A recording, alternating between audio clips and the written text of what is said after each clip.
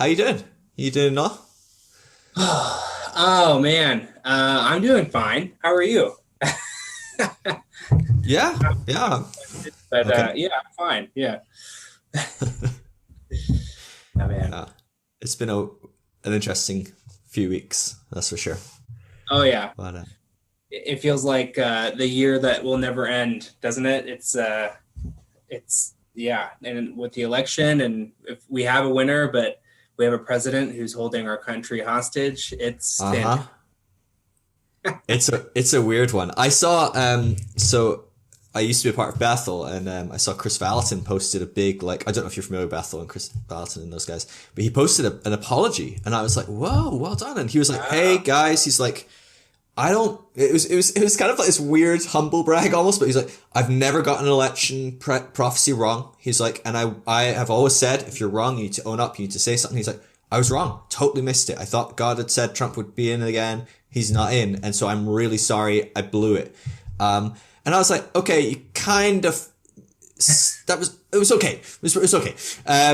But then like every single person posted in his thing, you know what they're posting. They're like, oh, it's not over yet. Like, blah, blah, blah. Like, all this. Some people were going, Chris, you're going to have to post a public apology to God for not believing him because Trump will be president the second time. All these different things. But anyway, I just, some of my followers, we've got like a private discussion group, and they notified me. They were like, because they know, I mean, I'm always intrigued by Bethel. And they were like, did you see he deleted his post and Wow. said, hey, I was probably premature. We should really just see what happens. Maybe he will be president. And I'm just like, oh, because to me, I was like, that was a big step for him. I mean, it wasn't like, I can see how this is totally an area I can't be unbiased. I can see how like I shouldn't probably be telling people that God is saying to vote for someone or someone is God's candidate. It wasn't that far, that advanced. But just to say, hey, I screwed up and I may have actually, that might have been inappropriate for me to say it Yeah. so clearly when I was clearly wrong. I was like, Yeah. that's a big step. And then he's just like, well, actually, maybe I'm right. Okay, delete. And I'm like, damn it. Which actually did more harm than good. Because so many Yeah. people It's were like like, oh, that's kind of healing to me. And then he deleted it and was like, no, it might be. He might be. Yeah, Anyway. yeah. No, it's bizarre, man. That's for sure. Yeah, he almost had a redeeming moment and then Hmm. had to, rescind it. Yeah. Yeah, even just this morning, I saw Trump said in all caps, as he often does, "We Indeed. will win," and it's like, dude, it's over. Like, That's so but weird, right? yeah, it's bizarre. That's Yeah, like a interview with like the footballer of the defeated side after the game, and they're like, "Oh, tell us about the game. What do you think?" And they're like, "We will win." yeah, What? yeah. Yes. Well, that's the Okay. thing.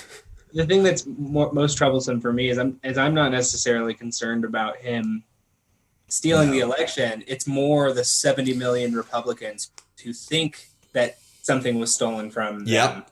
Hmm. And so that in and of itself, I think is most dangerous. And it's what's splitting our country. It's, Absolutely. yeah. So, Yeah. And how you yeah. begin to make them feel safe, heard, whatever, to the point where they are able to move forward and whatever that looks like. And obviously the things that they need are so far removed from what the other half of the country are looking for and hoping to move towards. It's Yeah. just, how do you even begin? It's crazy how It is, different it man. is. It's bizarre times. That's for sure. Really, really crazy. But Yeah. yeah, it's all good.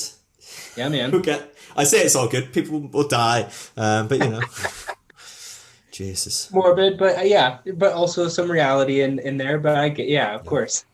yeah. And at the same time, like, there's been some amazing breakthroughs. Like, seeing trans people, elected. There's so many more people of color, people who are LGBTQ. Like, a whole bunch of different stuff that we're seeing move forward, and more people than ever going, I'm going to be anti-racist, or I'm going to, examine my sexism and question that, or my nationalism or whatever. And while there's a whole bunch that are like very vocal that we haven't seen be vocal for a long time, I don't think they've been made out of progressive, inclusive people that became Trump supporters. You know what I mean? Right. So I think the actual amount of people that have become progressive and inclusive and maybe looking to be anti-racist and stuff, that is growing, and that's exciting. Yeah, absolutely. Yeah. Yeah. Just another 50, 60 years, we'll be fine. If the planet's still here, you know, whatever else happens, if we live through the Civil War to come. Yeah, absolutely, man. For sure. Yeah. Gosh. Anyway, we should get cracking. I don't know. Maybe that'd be it. Are you good to go? You ready? Yeah, I'm set, man. What time is it there for you right now? It is 2:30 in the afternoon. So it's perfect. Yeah, that's great. It'd be early for you, man. And it is a little bit early for me, but I dig it. It's I see a rising sun, but no, man, I'm good. I'm ready. Yeah, let's dive in, and so we can we just talk about your journey, and then we'll see what else comes up. I don't know, we've got a lot of similar interests and stuff, so we should have some interesting conversation. But man, excited. Cool, David. Why don't you give yourself a bit of an introduction? The thing I know you from is you've had me on your podcast, and I know you from Instagram, but you are the refreshingly honest Christian. I wonder if you could give me a bit of an overview of who that is, what that is, maybe we can go into the journey that's brought you to that place. Yeah, absolutely. Well, it's funny, like refreshingly honest Christian is a name that will like forever haunt me. It's like everything that you do is steeped in irony. Like, and I want to be clear, like I'm not like the refreshingly honest Christian. I think I myself like to think of myself as a person who is embraced honesty in my faith, and I see a lot of quote unquote refreshingly honest people, whether they be Christians or atheists or wherever they're at, skeptics, believers, whatever, everywhere in between. But I just have to give that one quick caveat. But, for me, my background really is pretty simple. So I grew up in a very like non-religious home, and like church was not a part of my life. Christianity was not a part of my life. And it wasn't until I was in high school and I got saved at a winter camp. Through just like some friends and basically just throughout high school kind of vacillated in my faith back and forth. And then, right after I graduated, I thought, you know what, like, I think I want to be a pastor. So this light bulb went off in my head. I did the internships. I went to Bible college like many people. I spent a few years in ministry, and ultimately, Phil, just found that it wasn't for me.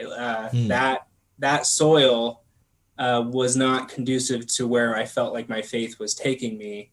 The honesty that I was having with myself, it made me realize, I have to play a part here, much like what, in the Bible, like Jesus talks about the Pharisees, like the hypocrites, right?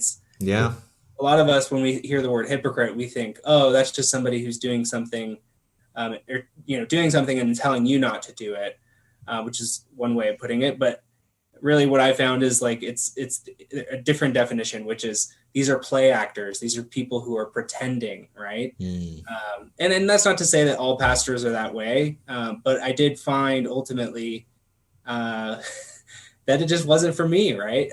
There's a lot of things in ministry, a lot of people doing really good work, I think, in the church, like for whatever reason, it works for them, but it just didn't work for me. And so, the podcast kind of was born out of that through my own sort of exodus, I guess outside of the church. I really started to question a lot of my faith, like have some serious doubts about my faith, things that I've always had that have always really been in there since the beginning. Again, I wasn't able, at the place that I was in, the community that I was around, I wasn't allowed to be honest. And so, I always had those, but now that I'm in a place where I don't feel like I have to put on a show for people, I feel like it's really freeing. So the podcast has kind of just been an extension of that.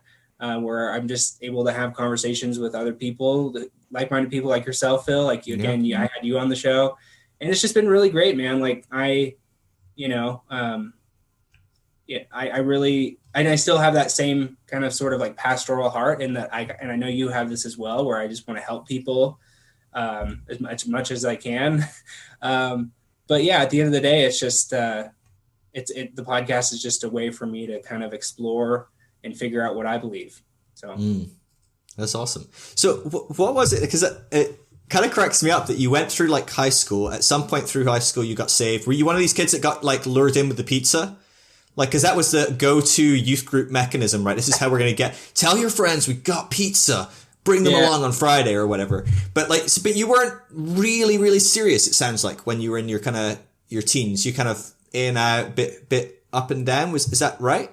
Yeah, no, that's fair to say. I wasn't totally lured by pizza, although I know that strategy well as you know, a guy who spent some time as like a youth pastor. You then applied it yourself.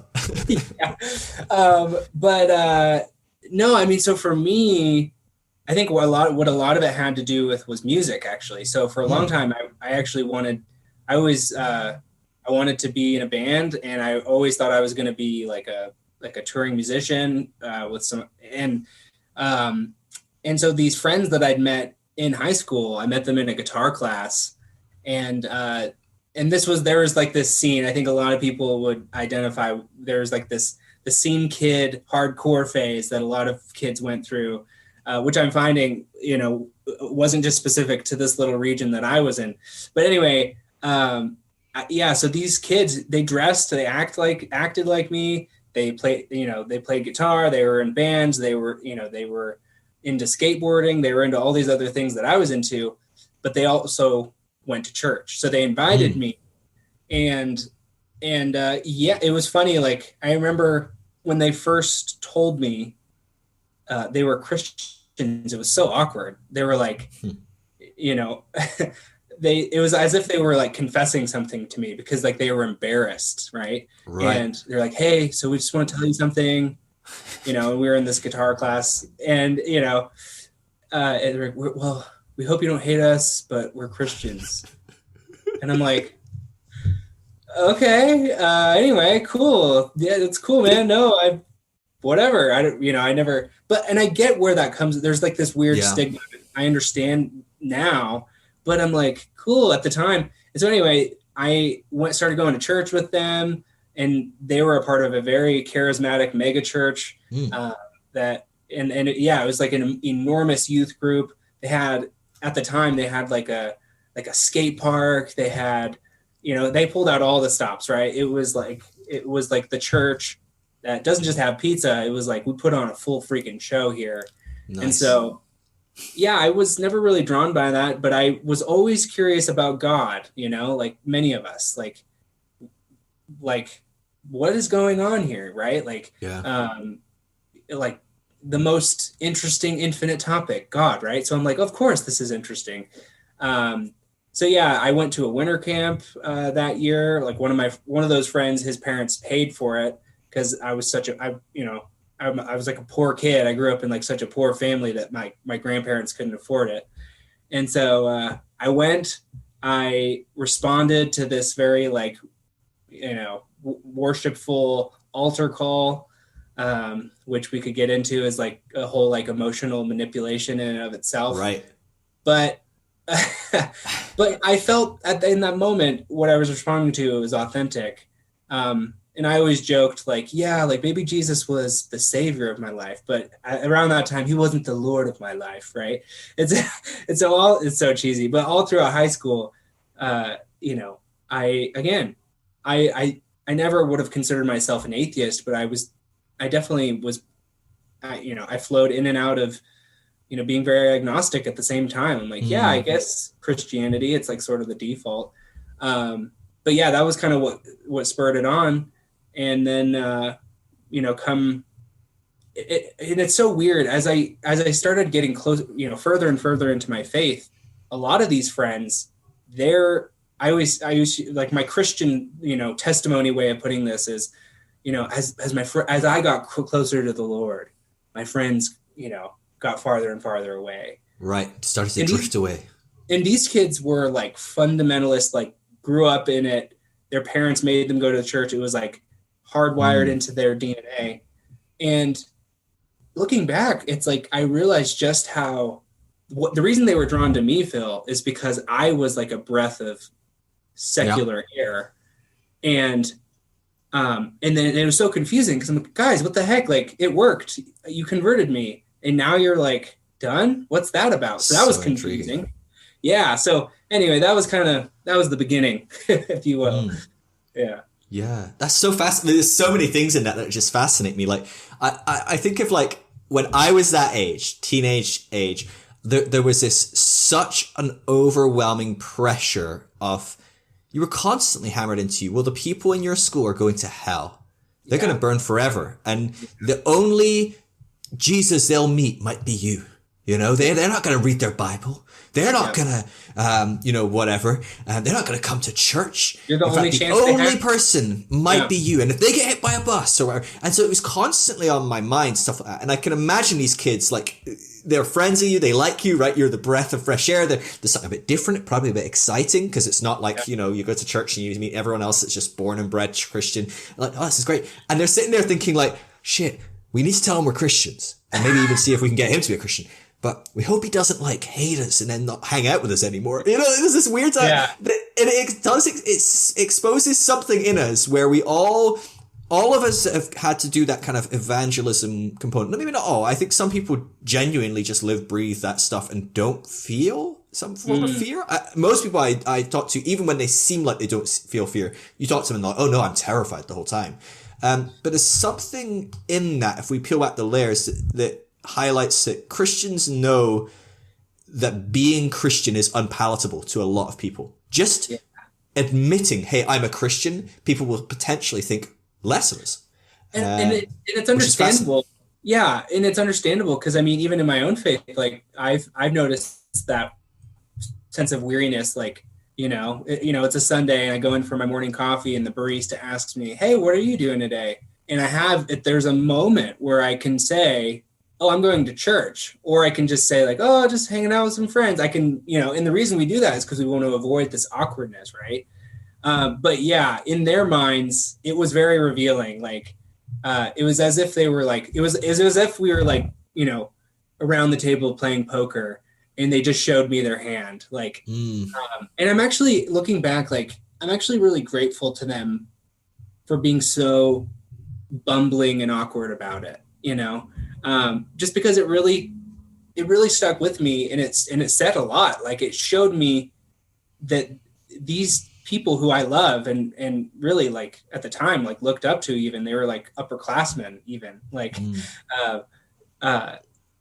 it just made me think like, I don't know. I at the end of the day, I also just had like a lot of like sympathy for them because I felt like they were struggling with a lot of shame, and it's kind of sad, when you think about it. Yeah, absolutely. Yeah.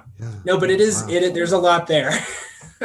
No, it sounds and it does fascinate me that like the component of them as they approach their later teens, they start drifting away from their upbringing. In a sense, you're almost doing the opposite. You're, the same thing, but it's an opposite component. You're finding this new, fresh identity that's yours, that you can own. And that looks like having some sort of faith. Maybe I'll be a pastor. Maybe you're starting to get maybe more serious about it and dive in. But those that have been brought up in it with maybe very few choices, that maybe do feel a bit of shame and, aren't that, aren't so sure that it's their thing, that it's something that they've inherited as they grow up. Right. And as you approach those later teen years, you do have this component psychologically that happens where we start going, oh, I'm living my parents' life and I want to live my life. I want to, totally. That's what we call this teenage rebellion, but it's just part of growing up. Totally. And so that different response is really fascinating. Because we see it's a huge deal, isn't it? All the young people are leaving church, right? Which has always been a thing on some level. Yeah. Well, and but you did the opposite. Phil, the craziest part about this was, so the background that maybe you're not aware of is, so the friend who was in that guitar class, who was one of my best friends, we were in a band together. We played shows together. We recorded music together. So I mentioned a little bit, like my grandparents raised me and I was in a poor family. So at the time, I actually started living with this friend Mm. because my family situation at home was so dysfunctional. And his parents graciously took me in, and so it was very strange. I had a front row seat to him and his. I at the time, and I didn't have words for it at the time. You know, this is like 2007, 2008. He was going through a bit of deconstruction. You know, Hmm. and looking back, like it was so weird. I always said like, you know, we were friends and then we became brothers because we started living. I lived with him. For like 3 years, I graduated high school because of him and his family. But Mm. honestly, like what was so weird, and I've never actually talked about this on a podcast, so it's actually kind of funny. Um, what's so weird about it is our friendship started to erode. It really started to disappear. And the more that I started to take my faith seriously, I think he actually resented me. And not Mm. only that, um, uh, I think what I witnessed in him was a lot of his issues that he had with the church, because you know you have all sort of like toxic ideas from your parents, and his parents are still very fundamentalist.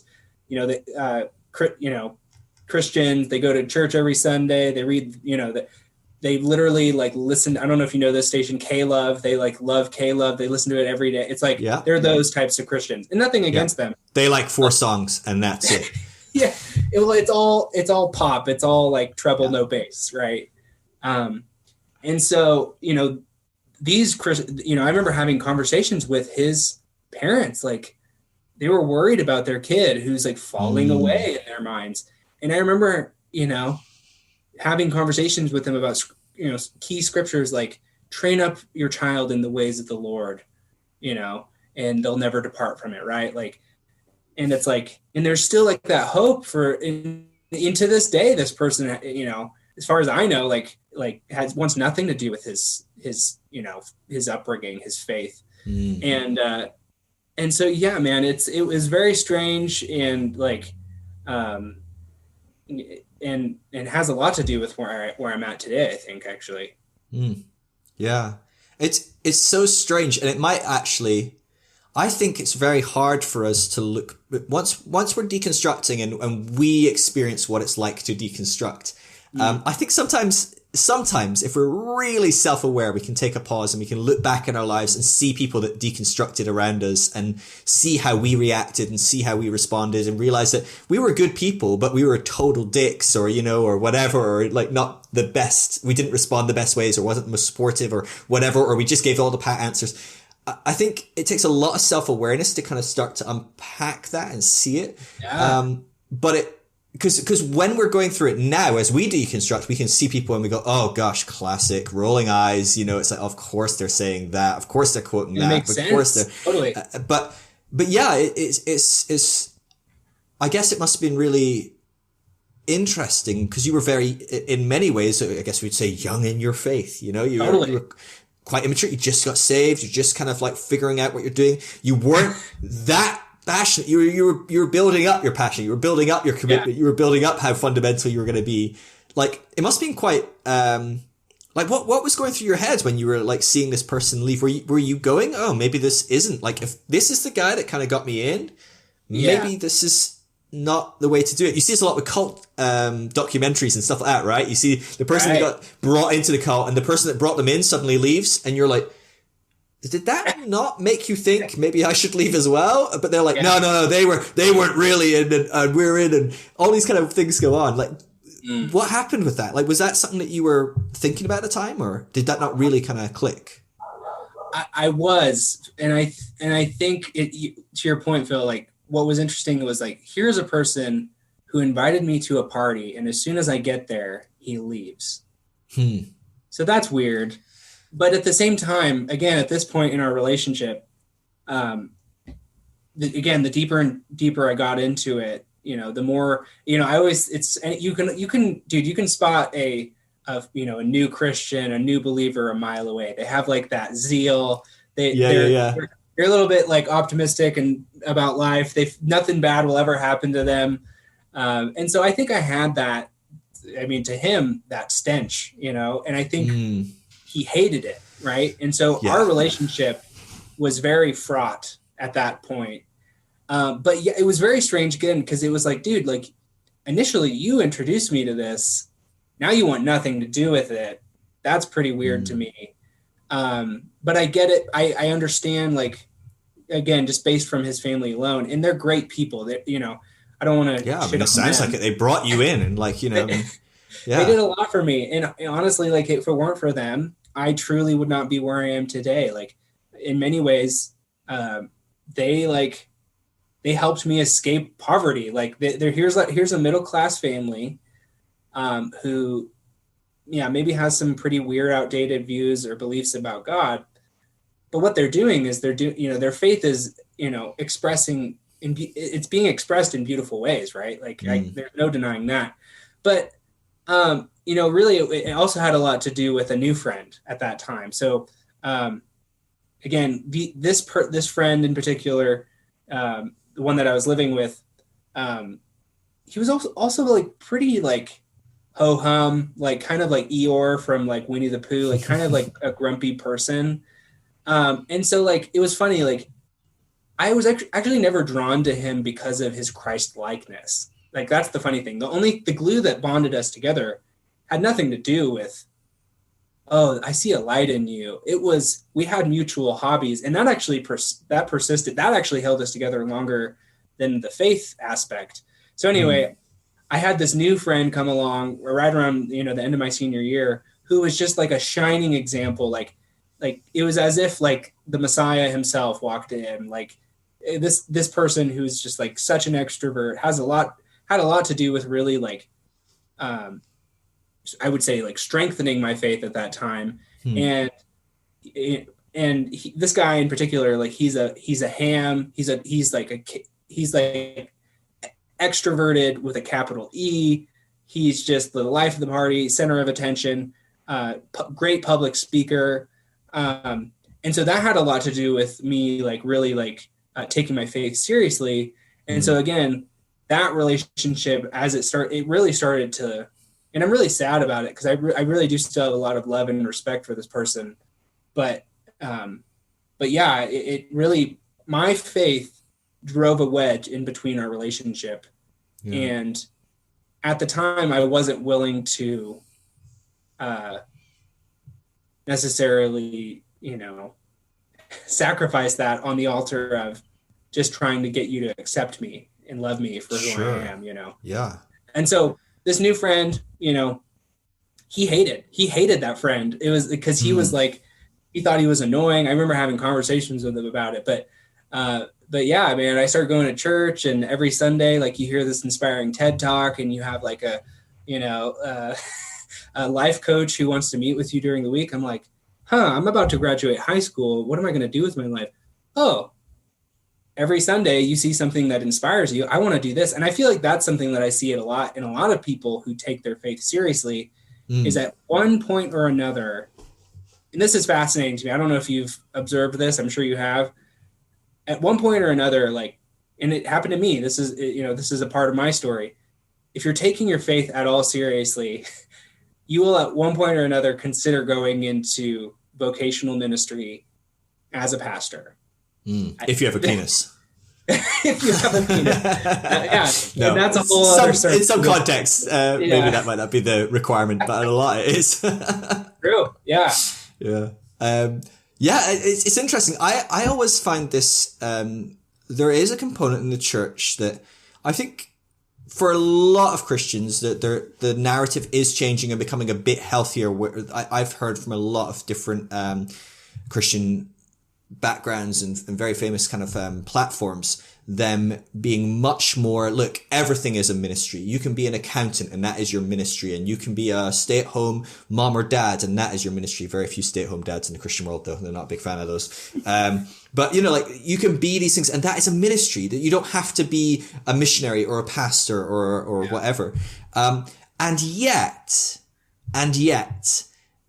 we don't get up to the front stay-at-home mum to share a testimony about how her kids this happened because she was been raising them in a Christ-like way, or we don't get the accountant up to the front to share a testimony about how whatever, you know, maybe we do in some contexts, and maybe that does happen more and more, hopefully. What we focus on and what we glorify is the missionary, the pastor, the evangelist, the whatever it is. And there does seem to be this self kind of feeding kind of cycle of these are the positions where if you want the glory, and I don't think people are consciously maybe chasing the glory, right? I'm sure you weren't going, I want to be the person that everyone in this room respects, but you are kind of on some level as a team going, this looks like a great job. I get to share to people and help people and inspire people. And, you know, it doesn't have to be a selfish or you know, whatever. Might have components of it. But I think like it's natural for people to start going, that's a job. You're not looking at the accountant in the church and going, I want to be that. Because no one gives a crap about the accountant guy. Yeah, no, it's true too. And Phil, to your point, like I've said those things at certain points. Like, yeah, like you don't have to be a pastor to, you know, to fulfill, you know, the will of God on your life. You know, that's one way of putting it. Yeah.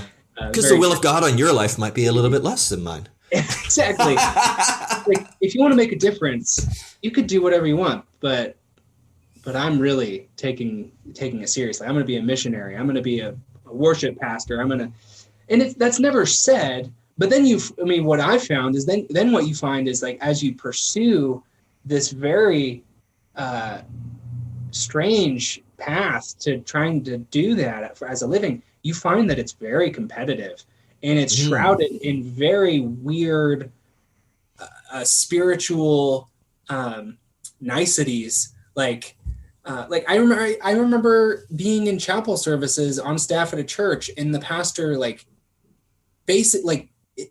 almost like it felt like he was sending a message that wasn't, he couldn't just outright say what he wanted to say. It was as if he had to give some weird prophetic thing about it, where he was like, look, if you want to it basically like move up in the, in the church or in this, and get on stage or whatever, like, a lot of us think of like, we just have to get around this person and like, that'll help us get there. And it was just such a weird, and he really like over spiritualized it in such a way where I'm like, dude, like here I am committing my life to this, to try to put myself in service of this, of being with a good, and I found I really had a good heart in it. It was, and I agree with you. Like, I think in the back of my head, and I think a lot of people have this, there's a mixed bag, right? So it's not just like you have like this pure, motivation. It's also, I just think like as humans, in our like, ape-like minds, we see somebody on stage elevated with lights on them. They're the alpha. And we're like, that's the leader. That's the that's the gorilla like banging his chest.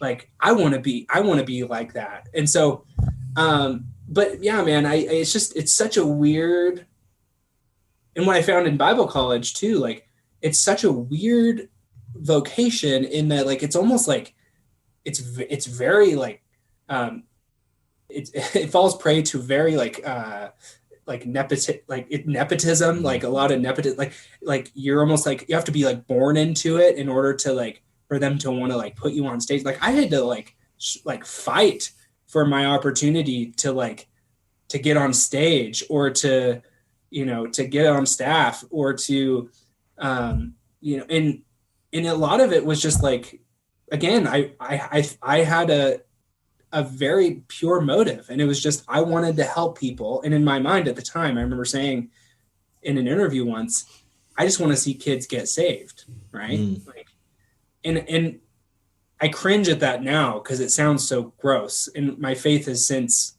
evolved past sort of like a wanting to save everybody and get them to believe what you believe.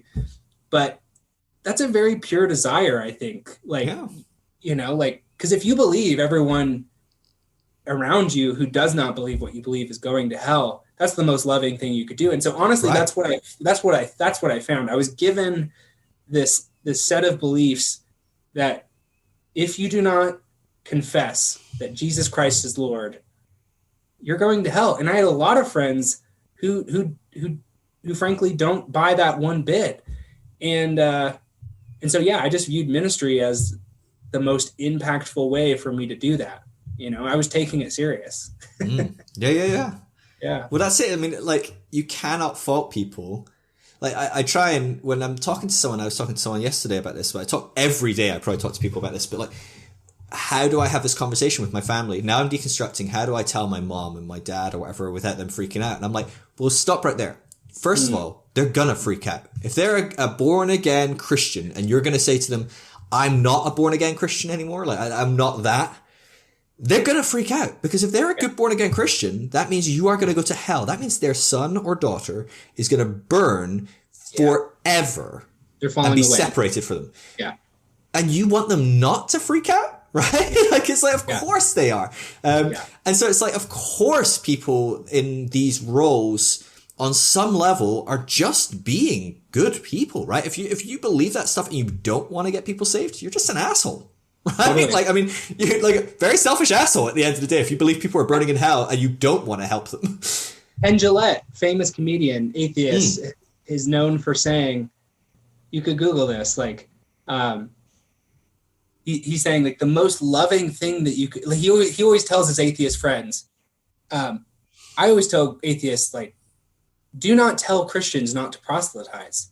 Like, I always get mad when people who believe these things don't, like if a semi truck was coming down, if it was barreling down the road and you didn't jump in front of it and to save me from getting crushed by this imminent threat, like that's the least loving thing you could do, right? So it's exactly right, Phil. Like, and I think a lot of people are, particularly those of us who are on the other side of believing these things, or maybe they still believe them to a certain degree, but you know, whatever, they just don't believe the same way that they do. We almost ridicule that, and I think we forget that. Like, we forget that, like, and this is this whole idea of like transcend and include. Like, you know, it feels so progressive to ridicule like those who believe what you once believed, but you have to understand that, like, when you believed that, you thought that person was going to hell. Don't forget that, you know, like, and don't pretend like you've been, you know, that you've been enlightened all along. Like, that's the most frustrating thing to me, you know. Yeah. Well, it's Louis C.K.'s thing. I love his opener in his special that he filmed in San Fran, where he's like, you guys are progressive. Yeah, you guys are like pro-choice, and everyone's cheering. And he's like, yeah, those stupid pro-lifers. And everyone's like, yeah, and cheering. He knows his audience. He's in San Fran. And then he's like, yeah, but they do think that millions of babies are getting murdered every year. Can't really say that they're bad people, can we? Totally. Like, kind of sound like good people. If you thought millions of babies were dying and you weren't doing that, you'd be a terrible human being. And it's like, they might be wrong. Millions of babies might not be getting murders, but they think they are. So you kind of want them to be speaking up about that. Right? Like, and I was like, it's just so insightful. I love comedy as a mechanism to kind of hit those kind of things on the head. And you go, oh yeah, that's a good point. Whatever your stance on those topics are, I mean, it's a very heated topic.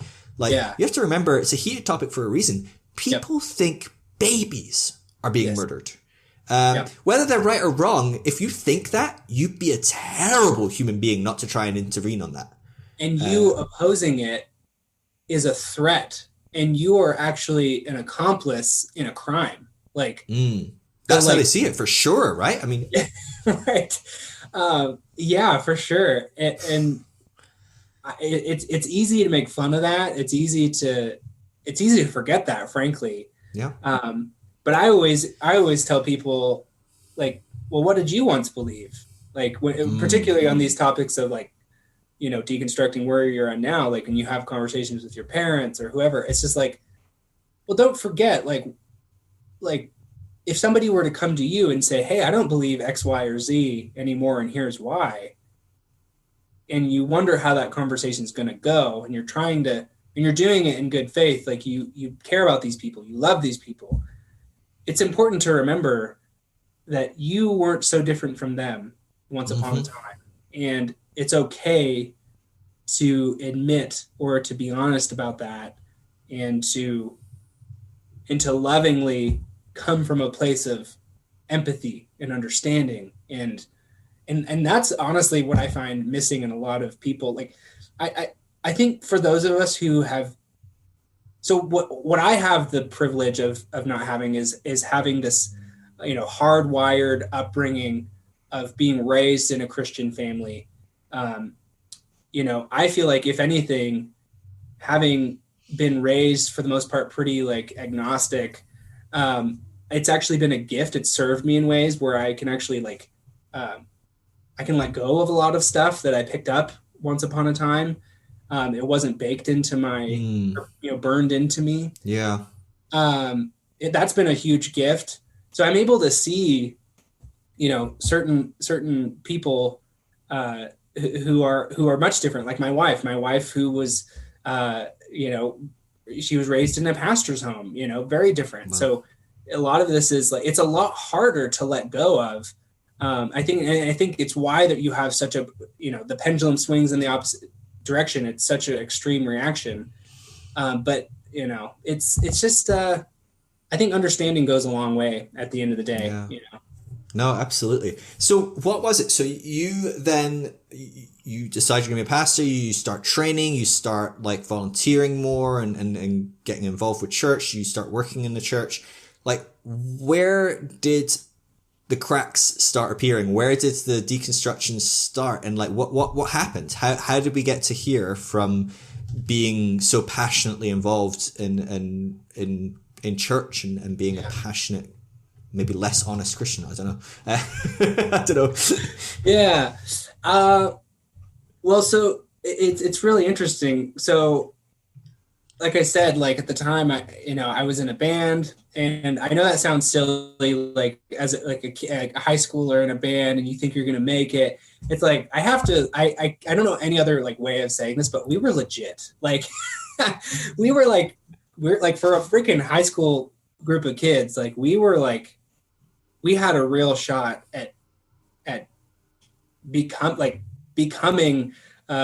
like a full-time thing. Anyway, so it's just funny, like as this relationship started to crumble, my dreams of doing that, these relationships kind of were pulled apart.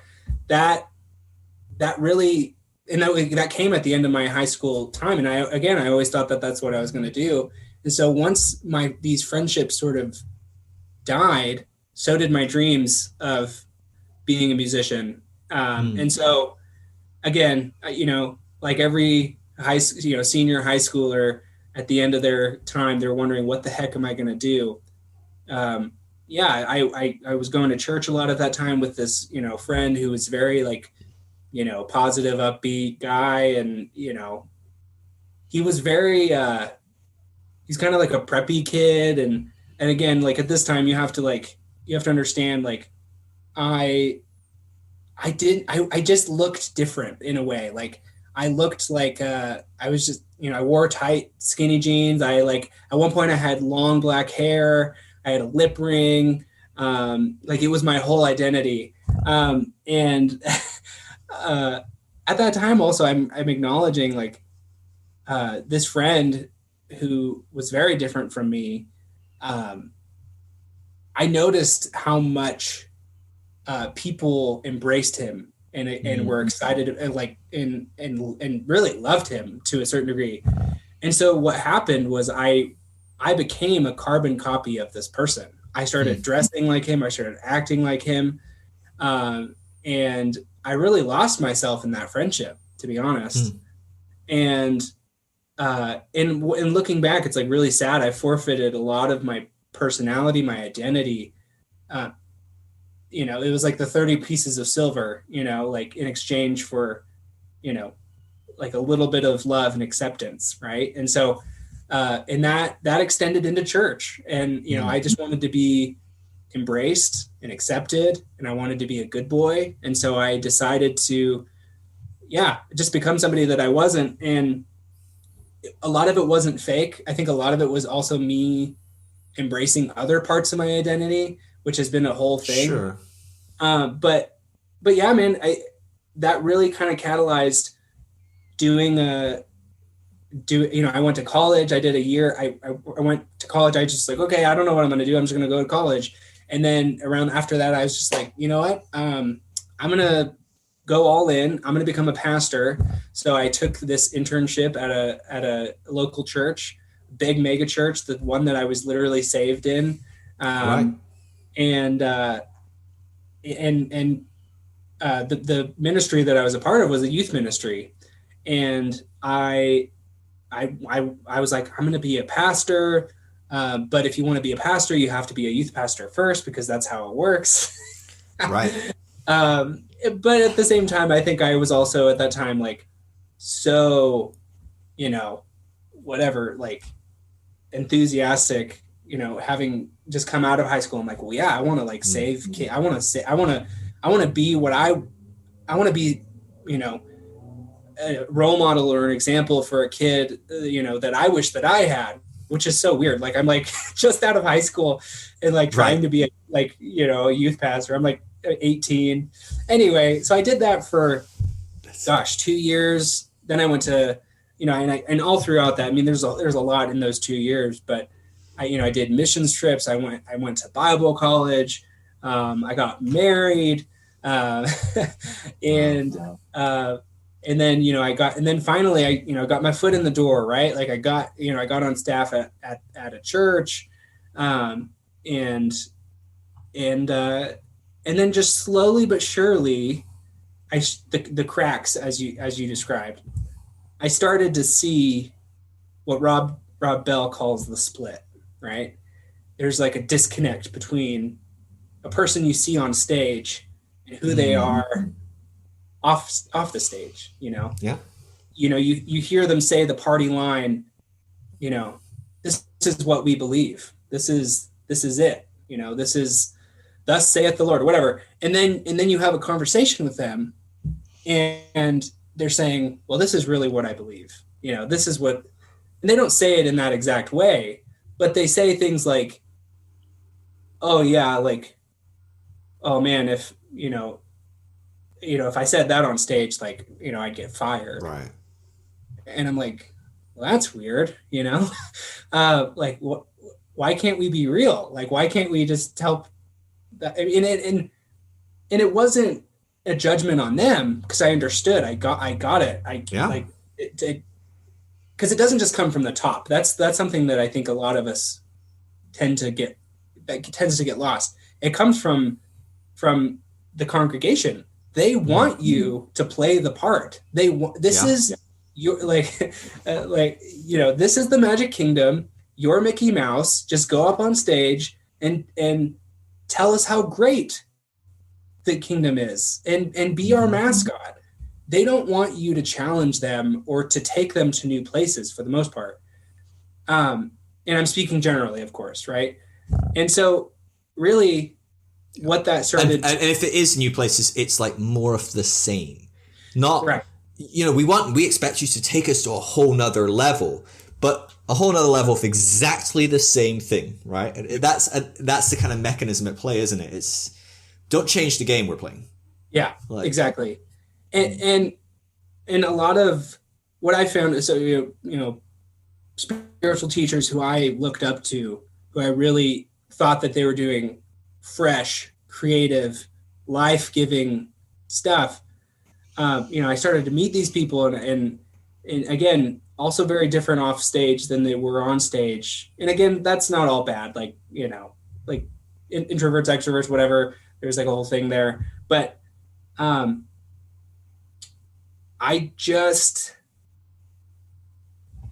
started to realize that like my faith cannot be boxed into what I'm supposed to believe.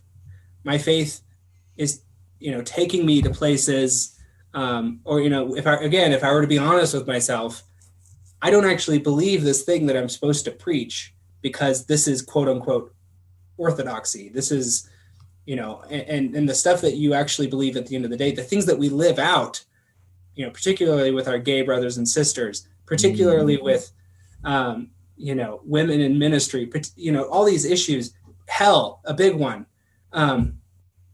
Our actions don't reflect that. And so again, what I saw a lot, and I loved my experience in ministry. I think a lot of it taught me,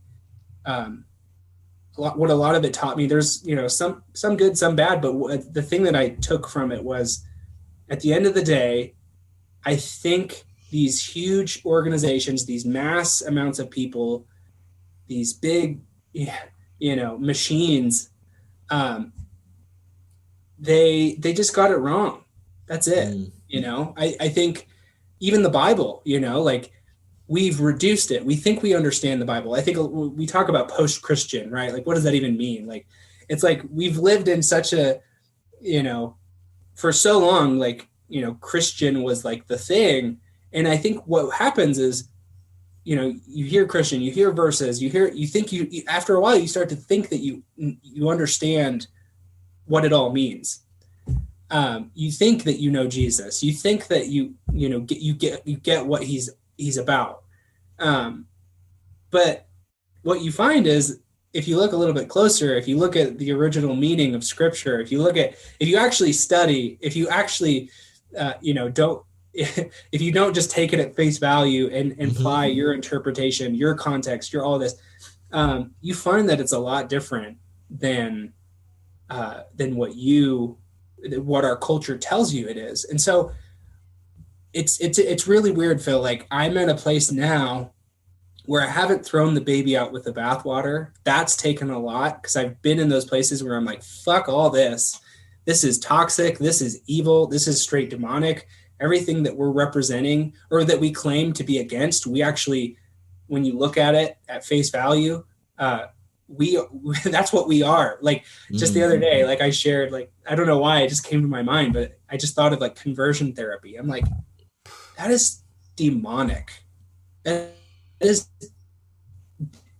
straight from hell. Like, imagine trying to convince somebody that who they are fundamentally to their core is evil and it should be changed, and that you're trying to, pull these levers to try to get them to be someone that they're not, and that you're telling them that they're that who they are at their core is sinful.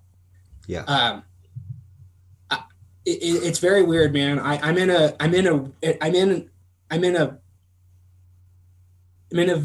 very weird, like, towing the line of, like, and it's very conflicting, because I have a lot of grievances with the church. I'm towing the line between, there's something worthy and worthwhile here. I think that if we were to truly understand, and this is something that gets thrown around, but if we were to truly understand Jesus and what the Bible actually means, and we're not, if we were to truly get it, and I think some of us do, and it's not just those special ones, those enlightened ones.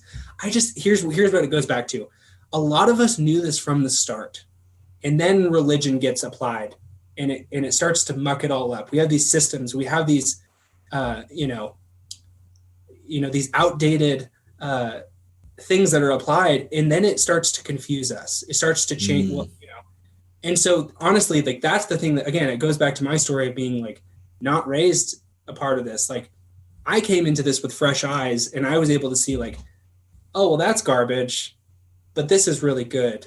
And I can see how the church in the middle kind of mucked it all up. Does that make sense? Yeah, for sure.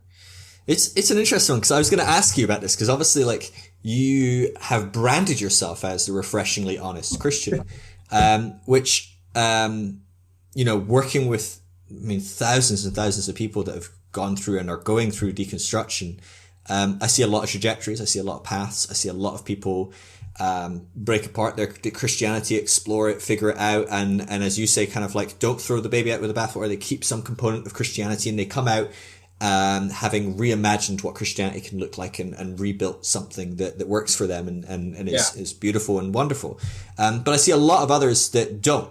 You know, I see a lot of others that go, there's just not much there. And yeah, maybe I'll keep some components of that, the metaphors, this, that, maybe some of the ideas that Christ had, but I'm not a Christian. That's just not where I am anymore. Yeah. And I move into maybe agnosticism or atheism or some other spirituality, an Eastern spirituality or something like that. Do you ever worry? Do you ever worry that you're like, crap, I've branded myself as a Christian. I kind of have to keep towing the line. Like, do you ever feel a bit like how the Christian in the church, the pastor maybe feels a bit boxed in going, okay, I'm exploring a little bit around the edges, but I know that I can't really escape the box because the church expects me to stay in. Do you ever kind of sit and go, crap, by calling myself the refreshingly honest Christian, have I boxed myself in not to be able to kind of step outside of the parameter of Christian? Do you feel free to explore beyond that, or do you feel like, because I think there's two sides of it. One is like, no, I'm just really not keen to throw the baby out of the bathwater, to do this logically, carefully, intentionally. But there's another side of it which I've seen in some people, which is a bit more fearful almost, and it's actually a fear of letting go of some of their Christianity, for whatever reason. Maybe they feel tethered to family, or maybe they're scared of going to hell, or, you know, there's plenty of good reasons to be a bit scared about letting go of Christianity. Like, talk to me about what is it that's drawing you to that Christian kind of concept label, the ideas of it, the metaphor, the person of Jesus. What's holding you on there? Like, why don't you want to let go of that? Yeah, that's such a good, oh my God. That's probably like the best question I've ever been asked. I should just give you an award. No, I totally agree. It's like once you brand yourself, you know, refreshingly honest Christian, you're kind of stuck with it. And especially, you know, when this whole talk of like trying to just follow where it leads, right? Like, cause I don't know, like, honestly, I think a lot of us, you know, I've heard people say like, or, you know, Christians tend to get accused of like, you know, when they're asking questions, hard questions, like they actually like lead with the answer. Like they're not actually asking the question. They're just kind of like, you know, so. That's dangerous there. Don't bring that up too closely, because I do that far too much in my interviews. No. Well, you know, and I've done a lot. I know what you mean. You know, I've done a lot of atheist podcasts recently. I've done a lot of atheist podcasts recently where that has come up.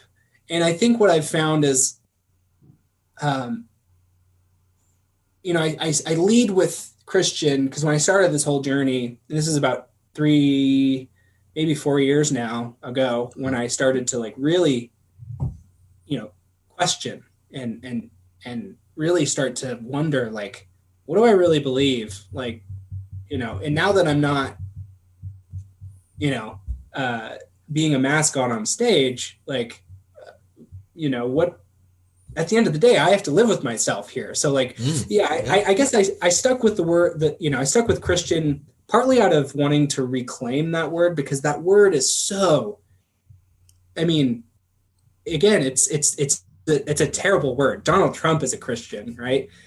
You meet somebody, you know, you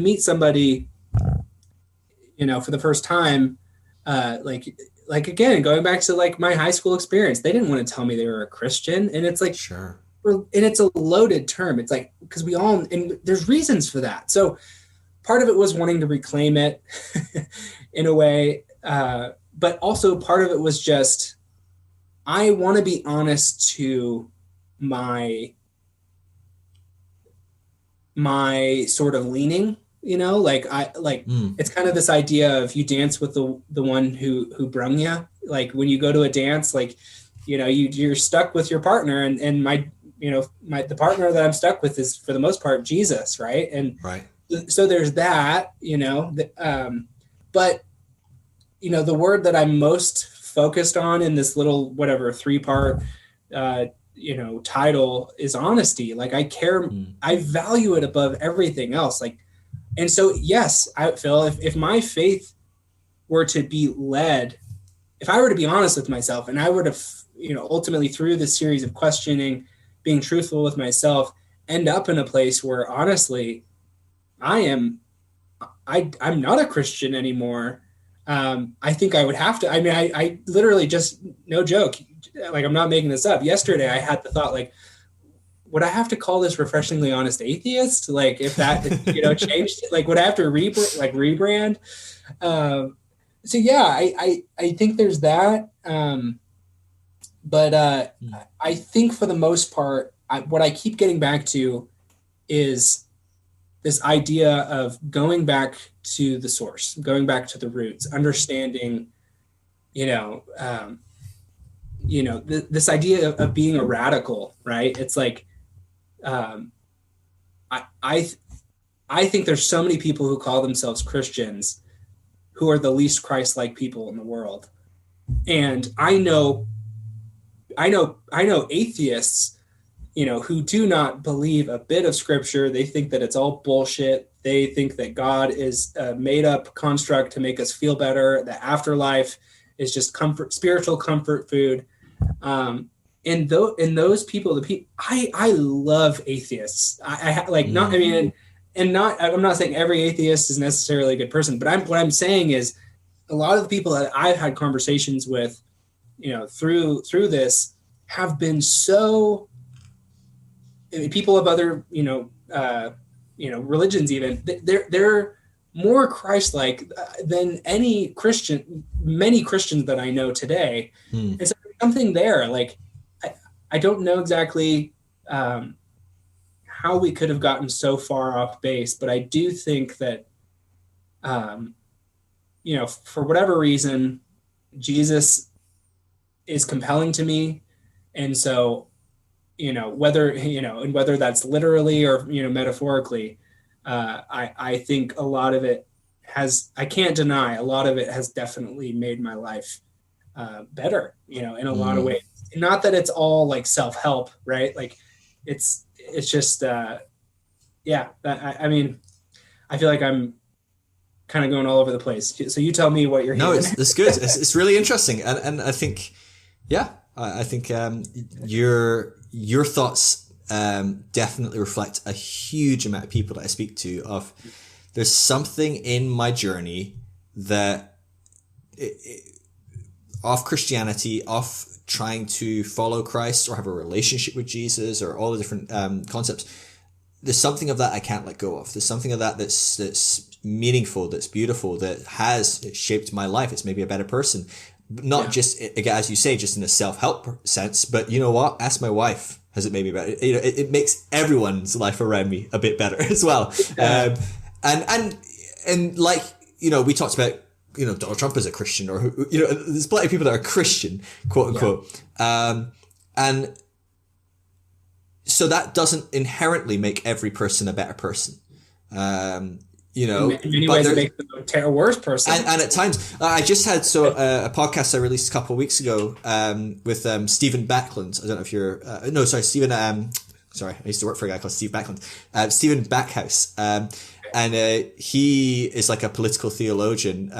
But he talks about how Christianity inoculates us from Christ. And actually, Christianity, which used to be a term associated with those who follow the way of Jesus, is now the number one component, the number one mechanism in our society that stops us following the way of Jesus. Yeah. It's actually people outside of Christianity that are more free to follow the way of Jesus. But Christians aren't free. Christians have to support the death penalty, have to support nationalism and war and whatever else, these kind of different things, punitive measures of justice or whatever, and pro-life, right? But in a certain way, right? So it can't be pro-life for this type of person, or it can't be a pro-life for unborn babies if this legislation is ticked rather than crossed. Never mind the 20 other parts of legislation above it that also have a major factor on do babies get aborted? So it's very like, this is how we have to be, that oftentimes is very anti-Christ. It's very anti the way of Christ, the path of Christ. And I thought it was really interesting him talking about that, because it's the wrestle. It's the wrestle that people feel. Like, there's people that go, I hate Christianity, but I love Jesus, right? I mean, it's like Gandhi, my God, does that get quoted? But he was on the money, right? It's like, I hate Christians, I hate Christianity, but man, I love the Jesus. Like, let's have some of the Jesus in there. And we hate Christians. We hate a lot of Christians, and it's totally justified to a degree. Like, I would never encourage like hatred. But Sure. it's right. A lot of it's rightful in the sense that like, dude, you were causing so much harm and problems in the world. Like, and you don't realize it. You're doing it like as a self-righteous crusade. But we also, again, for me, like my whole goal, and even just like, you know, having this podcast is I think what we often do, and it makes sense, right? Like we paint with broad strokes. We say things like we hate Christians, but that's not true.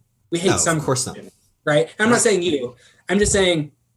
No, but I don't think anyone does. I think even a passionate atheist probably has a few friends that are just quiet about their Christianity that they probably really like. Yeah. And honestly, I think that's the work where we just have to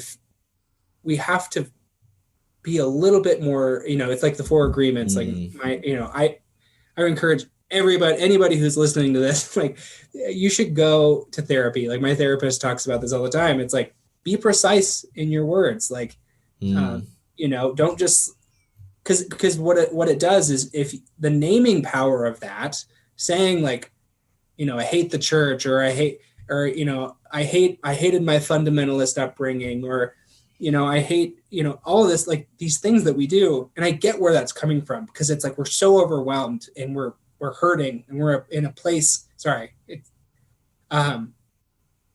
and it's like, we don't have language. So it comes out, you know what I mean? And right. Do that. Like, if that's where you're at, great. We're glad you're here. But know that in order for you to get untangled from a lot of this and to live a better, more fulfilled, peaceful life, you have to eventually get to a place where you move beyond that and you start to be more, specific. Like, you're not mad at the church. You're mad at a person, in this church. There's somebody that hurt you, and you need to say, no, I don't hate the church.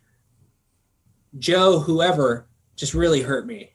And you need to admit that. Like, just be honest with yourself. Like, you don't have to have this, crazy tirade against like this whole organization. Like, some of it probably helped you at that point in time.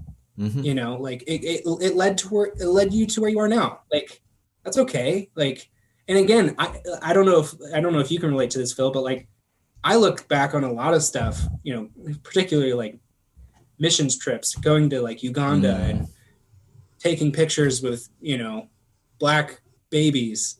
And I just cringe. I'm so embarrassed, because I'm like, there was something off there, and I see it now. I didn't see it at the time. So it's like, this anger or this resentment, or how could they have done this to me? Like, I feel like somebody should have told me, like it's, and I'm not saying I'm just saying I've seen those parts in myself at different stages where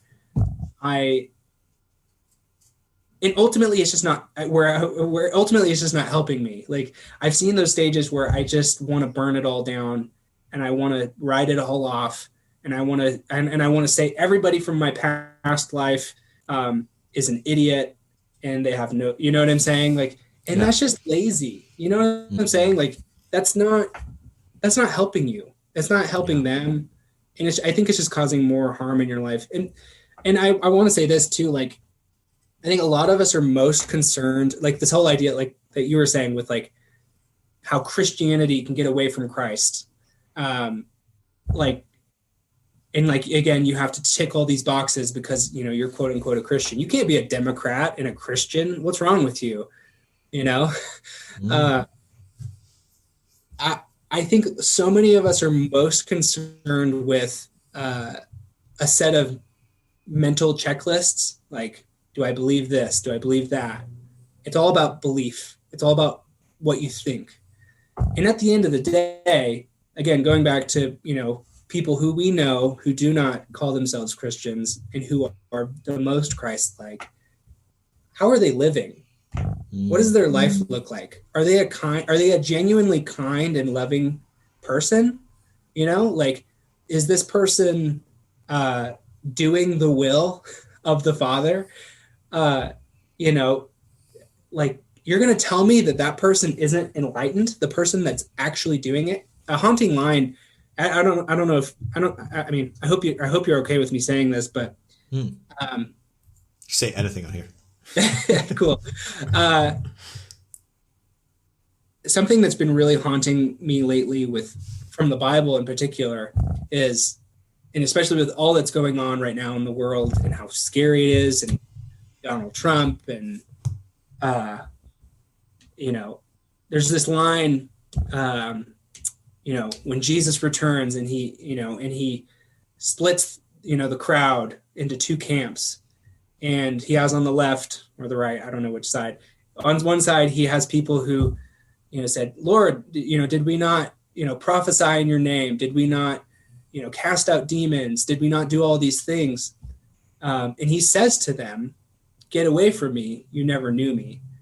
And this is an example par none, I think, in scripture, where it's like, you call yourself a Christian, you go to church every Sunday, you listen to K-Love, but you never knew me.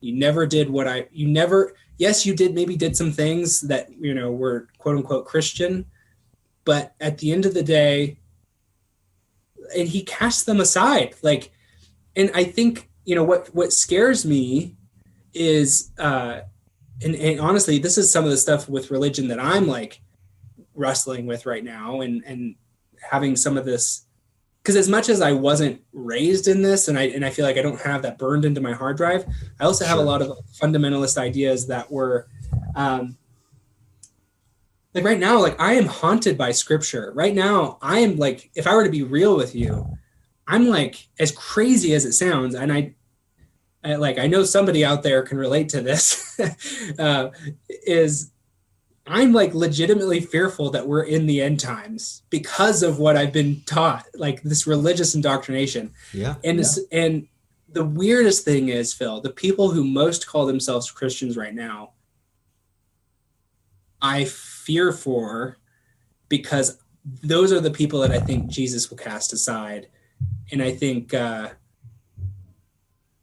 that's just not the side that I want to be on, I want to be the person who is actively letting his faith inform my life and become a better person because of that. Like, and it's, dude, it's a mess, man. It's hard to sort through. It's very confusing. It's very complicated and it just takes a lot of work, And so I think conversations like this is, at least for me, it's just how I process. And you could probably see that just in our conversation. Like, oh, it's good. I mean, it's just, I think a lot of people are, struggling or working through that right now. Yeah, absolutely. Absolutely. Yeah. And it is terrifying. Like the disparity between, what one person calls Christ-like and another person calls Christ-like is a big divide in that, right? Yeah. You look at, even like a great example, last week, you got an election. You got Joe Biden, who is a Christian, and Donald Trump, who is he's Christian. Catholic. He's not a real Christian. Well, he's not a real Christian. That's right. I think he was the only one at church this week. But anyway, moving on. Yeah. But it's that thing, isn't it? It's like, well, okay, so which Christian is Christian? Because some Christians go, well, that's the only Christian vote. Right. And you and I probably, certainly in a lot of our social circles and stuff like that, are going to find a lot of people that go, well, guess what? Donald Trump is not a Christian, any shape or form. No kind of Christ that I follow is going to look like that.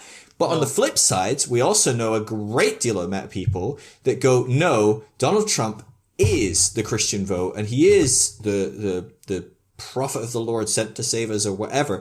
And it does open up this component of just how subjective this whole thing is. Like, you go back to a key component for a lot of Christians, whether they understand the dynamics behind it or not, is they believe they're voting for a pro-life president. That's the thing. There's so much to say about that. It's so complex and there's so many different components to it. But the point being, again, when you take back the layers and you go, okay, so what do they think? What's going on here? Well, they're being told that 3 million or however many conceptions are terminated, right? So they believe like, like day, 4 seconds in, that's a life, right? So, I mean, there's a lot of wiggle room for how many lives are getting lost here. And there's a lot of debate as murdered. to what. But they go, no, 3 million babies every year or whatever are getting murdered. Yeah. You go, yeah, I'd vote for a dick. Maybe not a racist dick, or maybe not a sexist dick, or maybe not a dick that X, Y, Z. But at a certain point, I tolerate certain things if it meant that 3 million people weren't murdered every year. I feel like 3 million is a pretty high number to go, let's just turn a blind eye to that one.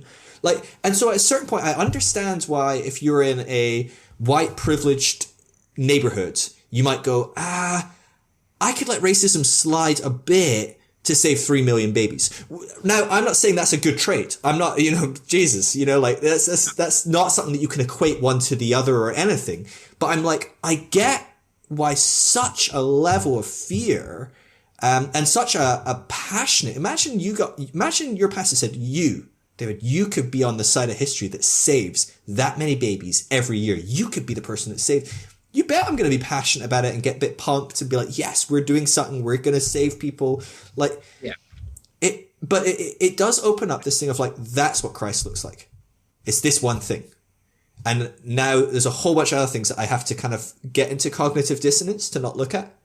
Yeah. That if we're honest, there's probably on the other side of things, there's things that the Democrats represent, or in the UK, there's Labour and the Tories, or, you've got different parties in different countries that all kind of seem to be two absolute opposite ends of the spectrum, where if we look at it, a lot of them probably believe the same things. A lot of them are probably against the same things. It's just different concepts. But the problem with these labels is we have to suddenly go, oh, this one is Jesus. This is the Christian vote. Like, what does that mean? Like, and the fact that Christian becomes an adjective that we add to our politics. So really, I'm left or right. I'm Dem or Republican. I'm a D or an R. I'm blue or red. And then I add the word Christian to it as an adjective that somehow sanctifies my side, my choice. But really, Christian is just this like qualifier of whichever one I happen to be in. Well, and then we have all sorts of attempts of like rebranding it. Well, I'm a follower of Jesus. I'm not religious. I'm spiritual. I'm not a Christian. I'm a progressive Christian. And then we start to get in this like it gets all tangled up, and it's so weird. I agree. I think there's this. It's a weird thing that I understand why labels are necessary. I get it. We live in a world where it's just helpful. It's a shorthand. That's what it is. It helps us get there. Okay, I have a connection in my mind with that, and it's how we communicate. That makes sense. But then we start to divide ourselves into different camps. Oh, you're an atheist. You're Jewish. You're Muslim. You're a Catholic. You're not a real Christian. It is what I've found at the end of the day, Phil, and it's as that guy who has a podcast called, Refreshingly Honest Christian, I've labeled myself that, right? In all these conversations that I've had, and it's so funny, like when I talk to atheists and I have, lots of Christian listeners, like a lot of them are like, they hear the word atheist and they're like, oh, that's scary. Like, and it's like the fact that you're letting that label scare you shows exactly what's wrong with this idea of like, of othering people, of labeling people. And it's funny when I look at Jesus, this idea of like, do not judge, again, I think today we've just taken that to mean like, oh yeah, don't, whatever, don't, you don't know that person, like whatever, like don't, whatever.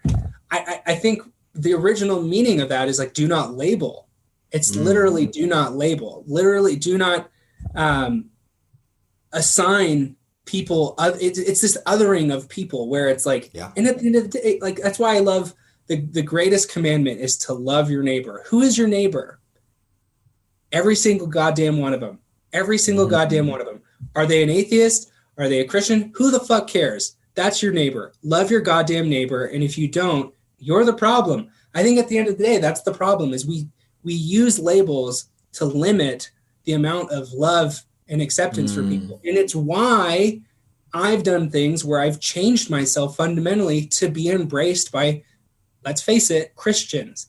And I hate to point such a finger at Christians, but you know, it's like, these are my people. This is the camp that I was drawn into. Hey, you fucking seduced me. I'm here. You know what I'm saying? Like, I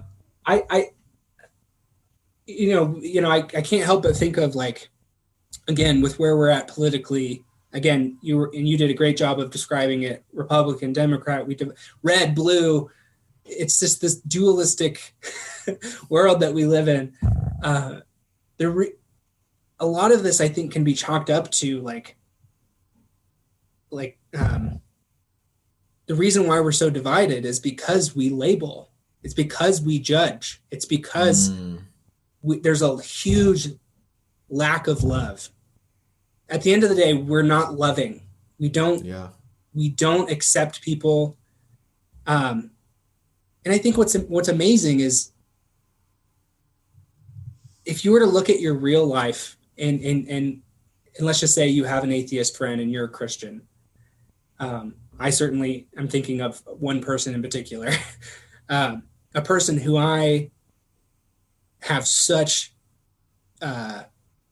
adoration for. And I think this person is so funny and interesting, and their personality, everything about this person, I just, and don't get me wrong, this person has his shortcomings, but like, at the end of the day, all throughout this weird download of beliefs that I've received, I look at my life, even though like mentally I would have said like, yeah, there's a division there. There's maybe something, I'm praying for him. I'm hoping that he doesn't go to hell, whatever.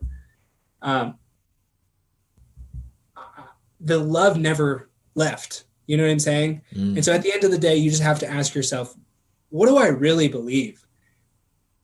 What is my life reflecting? Here's what I'm supposed to believe from all sorts of pressures, family, church, you name it, your spouse. I don't know who it is in your life, but it's taken a lot for me to figure this stuff out. And I don't have it all figured out. I'm still like working on myself and trying to understand it and get to a place of peace at the end of the day. And I do think I am trying to model my life after Jesus in the way that I think that he actually would have lived. And again, like you said, that's very subjective, but what the world needs most right now is for us to lead with love first and to worry about labels second. And I don't even think it's necessary. Like, okay, cool, you're an atheist, you don't believe in God, that's fine. Like, you know what I'm saying? Like, yeah. And I hesitated naming the podcast Christian because I'm like, I didn't want it to like hold me back from, because again, I understand it keeps people at arm's length.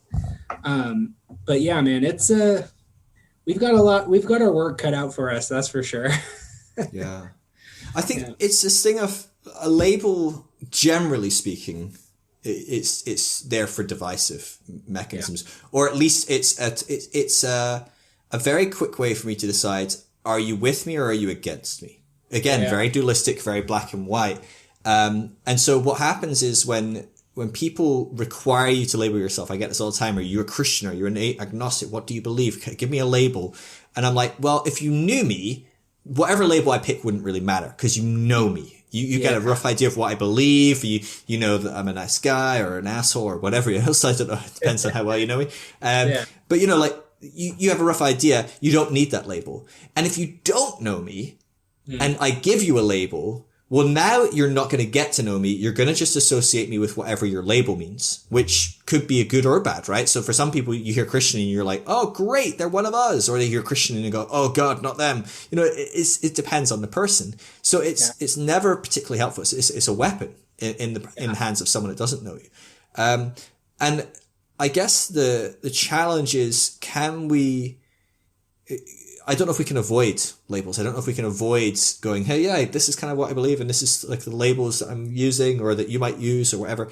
But can we avoid seeing any label as an other and actually just including every label? So you go, oh, you're a Muslim. And I'm like, oh, wonderful. You're one of us. Whatever us is. Because to me, us is like human, has a pulse. I don't know. And so like, oh yeah, no, and I'm an atheist. And that's great. You're one of us too. Not one of them, but not over there, but no, you're inside too. You're in here too. I'm a judgmental Christian. Oh yeah, you're one of us too. Like we all can do that. And I think that's the challenge is can we do that? I think, I can't remember who it was I heard recently. This is to some sort of podcast, and someone was like, we like to pretend that we're all so different, but the truth is, if you were walking down by a reservoir and you had your 2-year-old with you and they fell in the water, it doesn't matter what the other person facing you that is the other is. If they're a Muslim, if they're an atheist, if they're a Christian, if they're a Republican, if they're a Democrat, even if they vote independent, they're going in that water to save your kid. 99.999% of the population would go, holy crap, a 2-year-old just fell in the water. I need to help them. I need to save them. And the thing is, like, we aren't that different if you strip these labels back. They don't go, wait, hold on. Is that kid going to vote Democrat in the future? Not going to save him, right? That's just not going to happen. And the truth is that most of us are we're on the same page. If we all have this common thing, which is we're looking for love, we're looking for security, we're looking for acceptance, we're looking to be a part of something. And I think most of our demonizing of others is so that we feel more in the group we find ourselves in anyway. And that's the challenge. Can we still feel a part of something if we include more people in it? Right? And you see this fear. I mean, you go back into when segregation laws started getting taken apart in the US, right? I mean, most of the fear of the white community was that, like, oh, well, what will happen to us, right?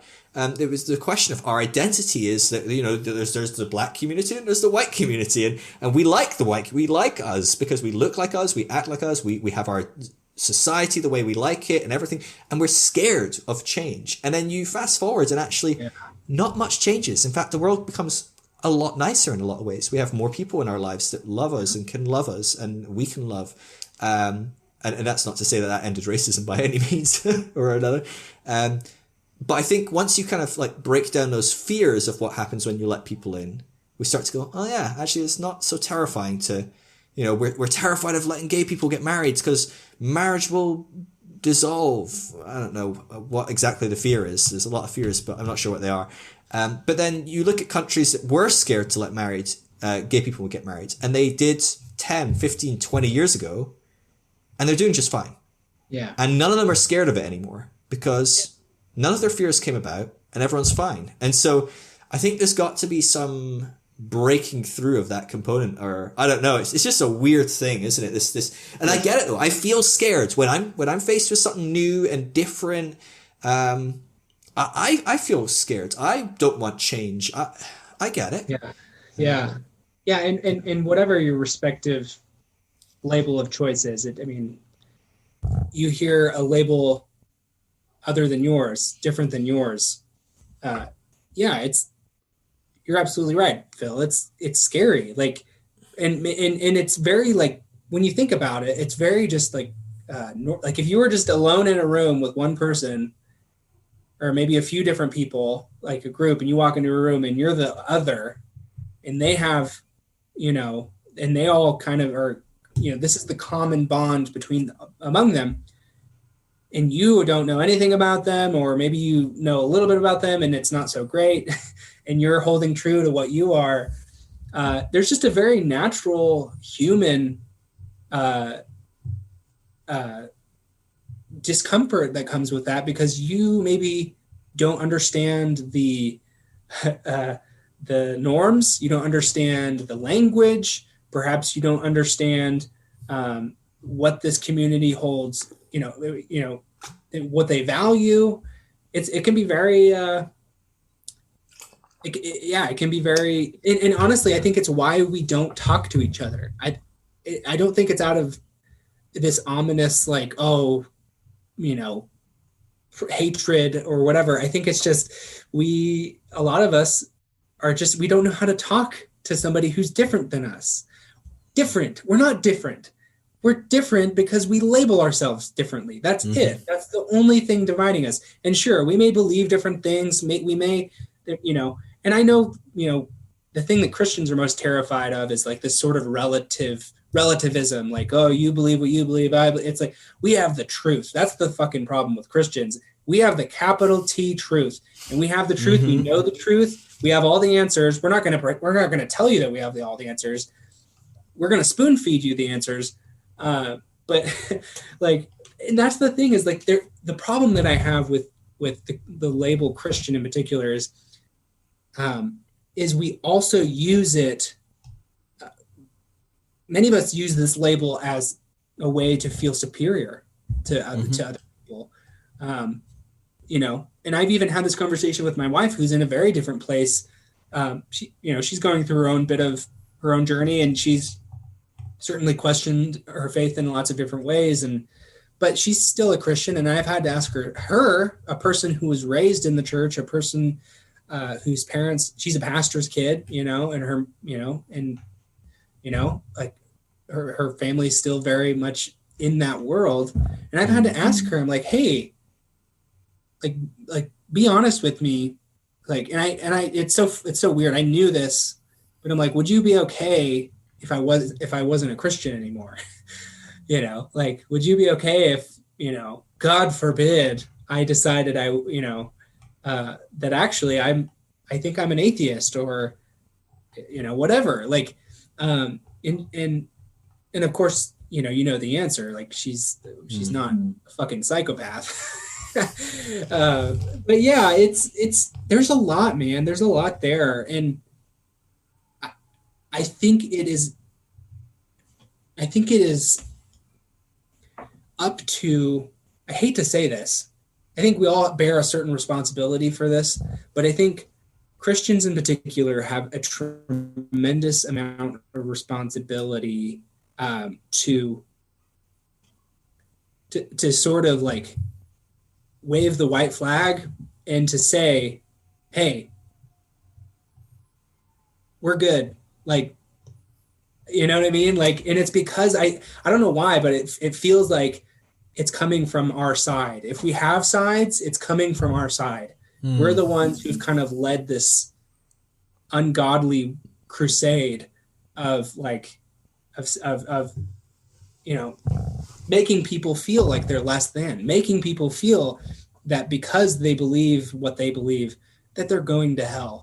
Like, and again, I don't think you have to forfeit your beliefs for that, but I do think at the end of the day, if we're to love our neighbor properly, we need to be the one to address, the problem with these labels, And the biggest one is Christianity.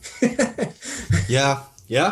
I think it's interesting, because I think if you have that conversation with certain types of Christians, I think many of them would agree. I think if you looked at, you mentioned the progressive church earlier on, and you said, look, the progressive church, you sit down with those guys, you sit down with, I don't know, Brian McLaren, Shane Claiborne, these kind of like figures, or many people just attending the progressive church, and you said, look, Christianity has been on the wrong side of history. We've been the people in power, and we've used our power to further racism, sexism, patriarchy, colonization, X, Y, and Z. And we need to repent. We need to make reparations. We need to use the power we have to make things right and to change.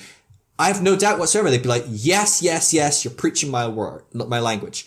Yeah. But you take a step back and you look at the vast majority of Christianity, because let's not kid ourselves, progressive Christianity is a fractional movement. Yeah. Very, very minority. 5%. 5% swayed from their direction that voted for Biden. I want to say that, sorry, I want to make clear the reason I was just laughing just then is because we also have this tremendous persecution complex.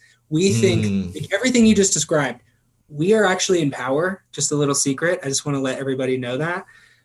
But we act like we are the ones who are in the margins, the ones who are cast aside, and you are delusional. That is not the case.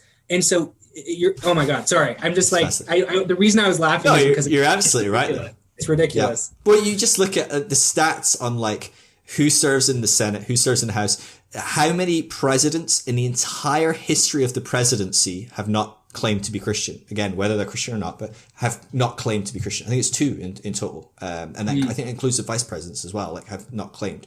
And so it's just like, there's no question that the people in power are, if not Christian, they're trying to win some Christian votes by saying they're Christian. So like Christianity has the power here.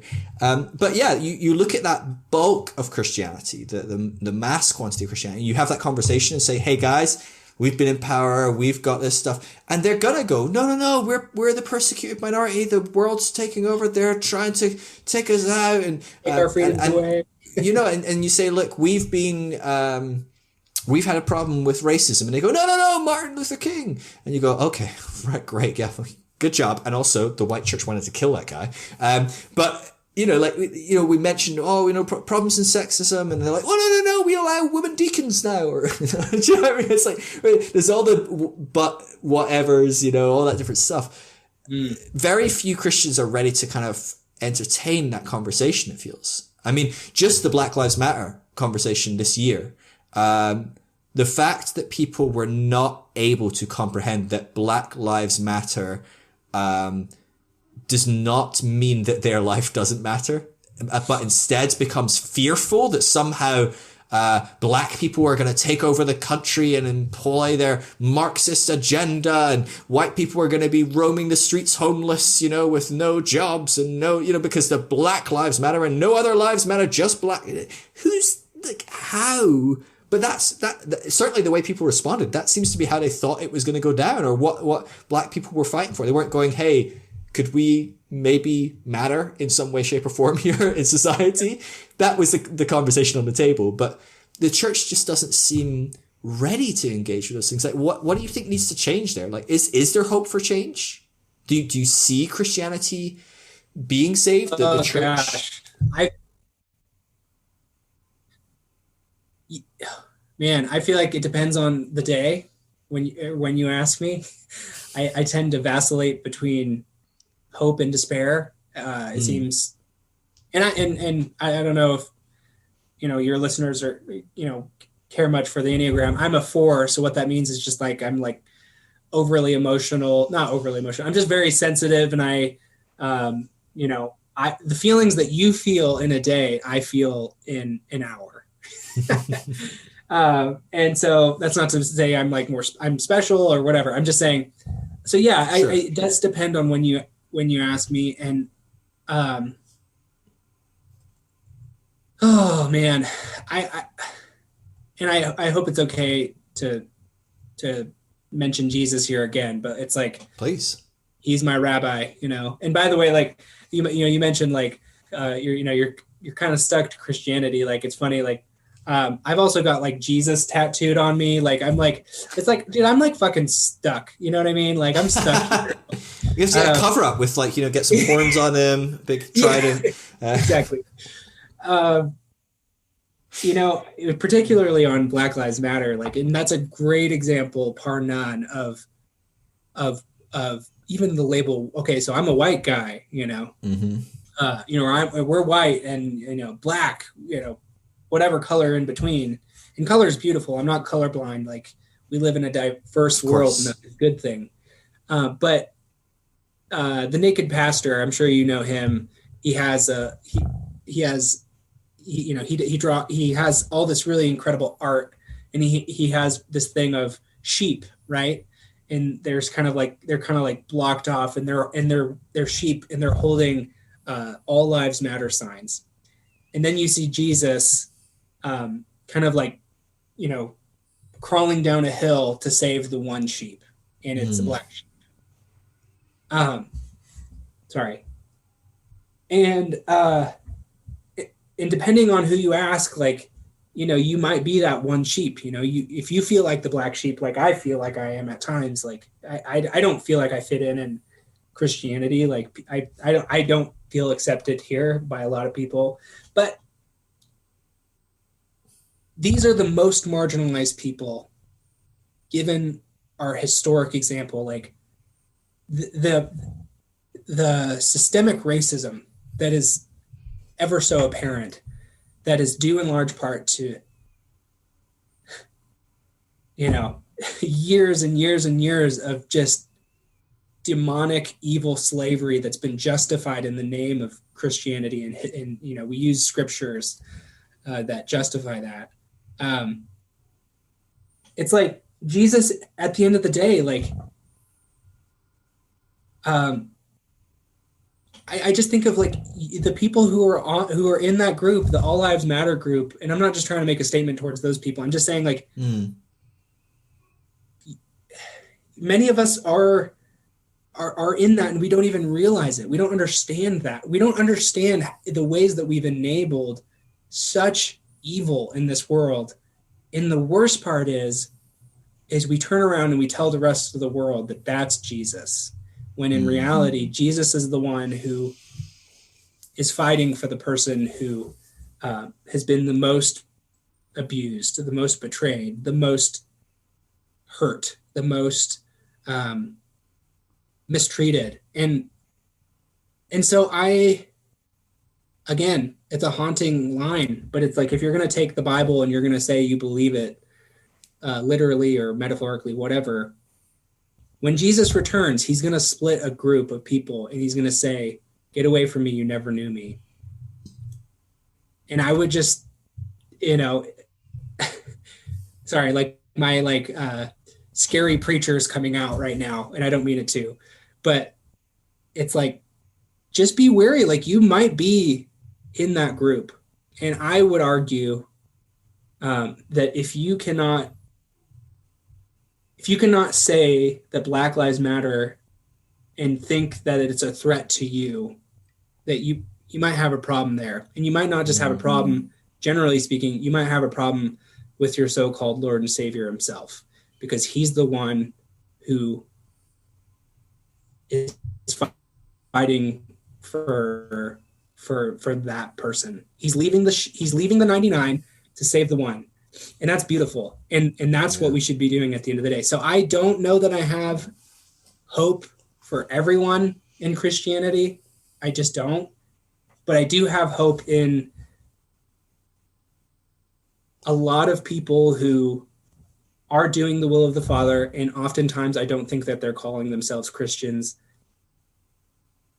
And I think that what we'll find, if this crazy post-apocalyptic thing comes true, if that comes to pass, again, I'm a fucking weirdo, like, don't listen to me, but it's like, if that's to come to pass, I think what we're going to see is a lot of those people, I think you'll be surprised on who's on which side.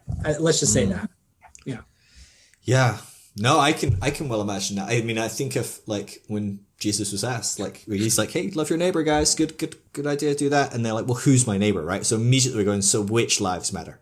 Which ones do we love?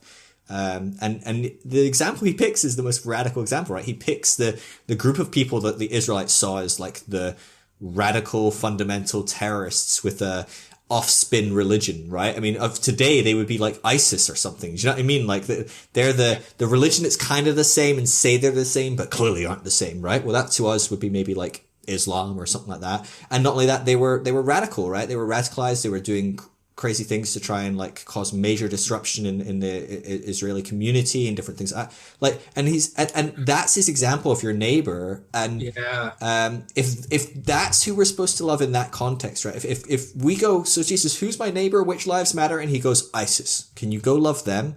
Like now I'm not suggesting you do what those guys did like a few years ago where they went and like tried to hug ISIS and got beheaded. You know, maybe use like wisdom in that. Yeah. Jesus, help us all. But like, I think if that's the case, surely we should be looking at people that are different. And yeah, maybe we look at people that are different that scare us sometimes. ISIS scare me. I would be very scared at the thought of trying to love ISIS practically.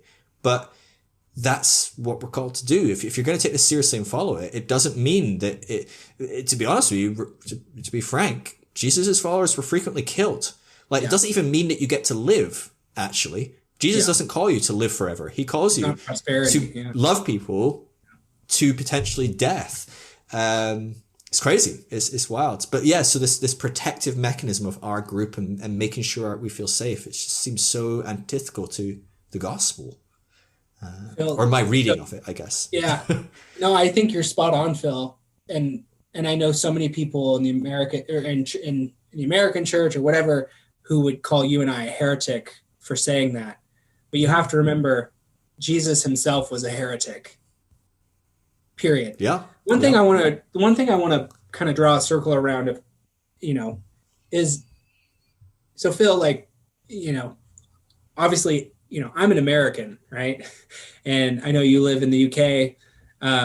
And this idea of like nationalism that's really overtaken the church. And, there's all this talk of like, who is my neighbor? You mentioned ISIS, which is like, the enemy number one, in our minds. And you mentioned like, we're scared of them, and so much of the things that we do, the reasons why we, I think, keep our neighbors at arm's length, the reason we don't love them, the reason that we mistreat them is because we're scared of them. And I would argue it's insane that with the amount of military power that the United States has, that we're the ones who are the most scared. Like, I've just been hearing a lot about like gun sales going up more than ever because of the election. And I mean, it's because we're scared. We're scared of each other. And like, I just think like at the end of the day, like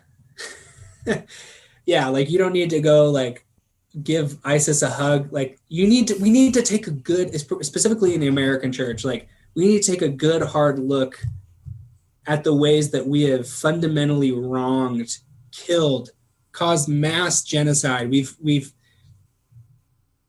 like in the idea that we have this special relationship with God, and and it's like, it's just so insane. How did we get here? Like the fact that like we can do so much harm in the name of Jesus and disrupt the world.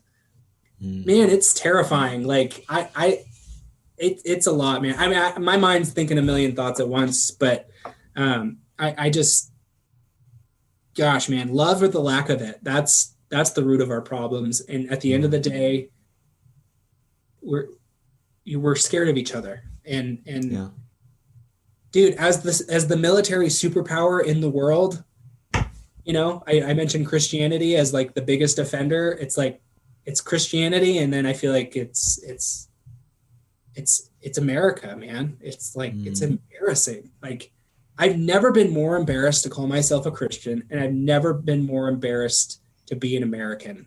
I have to say. It's a weird component, because it's just strange as an outsider. So, I mean, I have the privilege of, I love America so much. I get to come multiple times a year when there's not a global pandemic. I love being in America. Most of the people I work with day in, day out are American. And I loved living in America when I lived there. But as an outsider, I had this like fly on the wall component. So you come into America and you look at it and they talk about, we're the best country in the world. We have the best everything. And you're like, dude, if I like cut my leg in this country, I'd be scared of dying. Because I'm just totally poor. Again, a key component to being American, because actually you have worse poverty than most of the world, most of the developed world. You have much more riches and wealth than most of the world as well, but the bit in the middle, not so great. And then if you aren't somewhere in the middle or up, you're going to die because you got sick, you know, and things like that. Like that doesn't happen in any other developed country in the world. And so like things like where you're just like, things are not the way that people see them. Like we only see this way. And then you start to think about stuff like this fear, this terrifying fear. You know, you look at, I saw a picture, like it was months ago now probably, but it was America and it was surrounded by it was like Iran flags or something. And it was like, imagine every one of these Iran flags, and it was all the way across the Canadian border, all the way around the Mexican border, and then like dotted around some islands and stuff. Imagine each of these was an Iran military base. How nervous would you feel? How scared would you feel? And they were like, that is what it's like being in Iran. You are surrounded by American bases. In fact, pretty much every country on the planet has an American military base in it and surrounding it. And so like there's this thing of like fear. But I think one of the things that's so fascinating in that is America lives more disconnected from the world than any place I've ever been in. You know, just a large part of it is it's so huge. You can travel from Arizona to New England and you can have a very different experience. It can be an amazing trip. It's a totally different experience. You don't need to go to, Paris to have a different trip. You can go over to Portland and it's a crazy, amazing experience. And then you go to New York the next weekend and it's amazing. So a lot of Americans don't go as far beyond. Never mind. Maybe they go to Europe. Are they going to go for a holiday in Kazakhstan? Right? Or Iraq? No. And so do they come across many Kurds, many Muslims, many Hindus? And so there's not this component where I remember when I spent a bit of time in the Middle East, just sitting there and watching parents like laughing with their kids and the kids trying to walk and falling over and they're picking it up and they're getting excited about their kid learning to walk. And I'm like, they're us. Holy crap. Like there was just this moment where in this culture, it felt very intimidating because it was so different. I was told all the Muslims are terrorists and everything. And I had actually just come back from living in America for 4 years. So that had just really been hammered into me to a whole new degree. And suddenly I'm sitting there and I'm like, oh my God, these people are me. Yeah. In a very, very real way. And I'm terrified of them. Yeah. In a totally irrational and disconnected way. Now, I'm not saying there's not a reason to be scared that there's terrorists in the world or bad people in the world. Of course there are. It's a bit like the American gun argument. I was always baffled by the gun argument. So I talked to them because in Europe, we're much less gung-ho. In Britain, like we had one major school shooting, a mass shooting. It was just one mass shooting. And then everyone was like, should we just not have guns? Would that be better? And everyone was like, yeah, let's do it. And we just all gave our guns back. And that was it. There was just no more guns. And it was just like, no, of course, no, let's stop that. And we haven't had a mass shooting since. There's been no mass shootings. So when I got to America and everyone's like, yeah, but I've got to protect my family. You know, what about rapists and murderers? And I was like, who are you? Are you like a mob boss? Like, who do you think is wanting to break into your house and rape and murder all your family? Like, is that a common thing in America? Does people just break into homes? And the only people breaking into homes and killing people in America are the police. And if you shoot at them, you're in big trouble. Yeah. But it's just this weird component of very fearful, very, very, like Americans are fearful that someone's going to break into their house and kill them. I'm like, I've never in my entire life had any thought that someone would break into my home. I just had never even thought of it before. And it's a real component that dehumanizes others. It allows us to to cheer when someone like George Bush says, yeah, we're going to blow them all away in the name of God. I think that might be not quite right as far as the quote, but it's pretty close. And you go, that doesn't sound like God. It doesn't sound like Jesus, but I'm scared of them.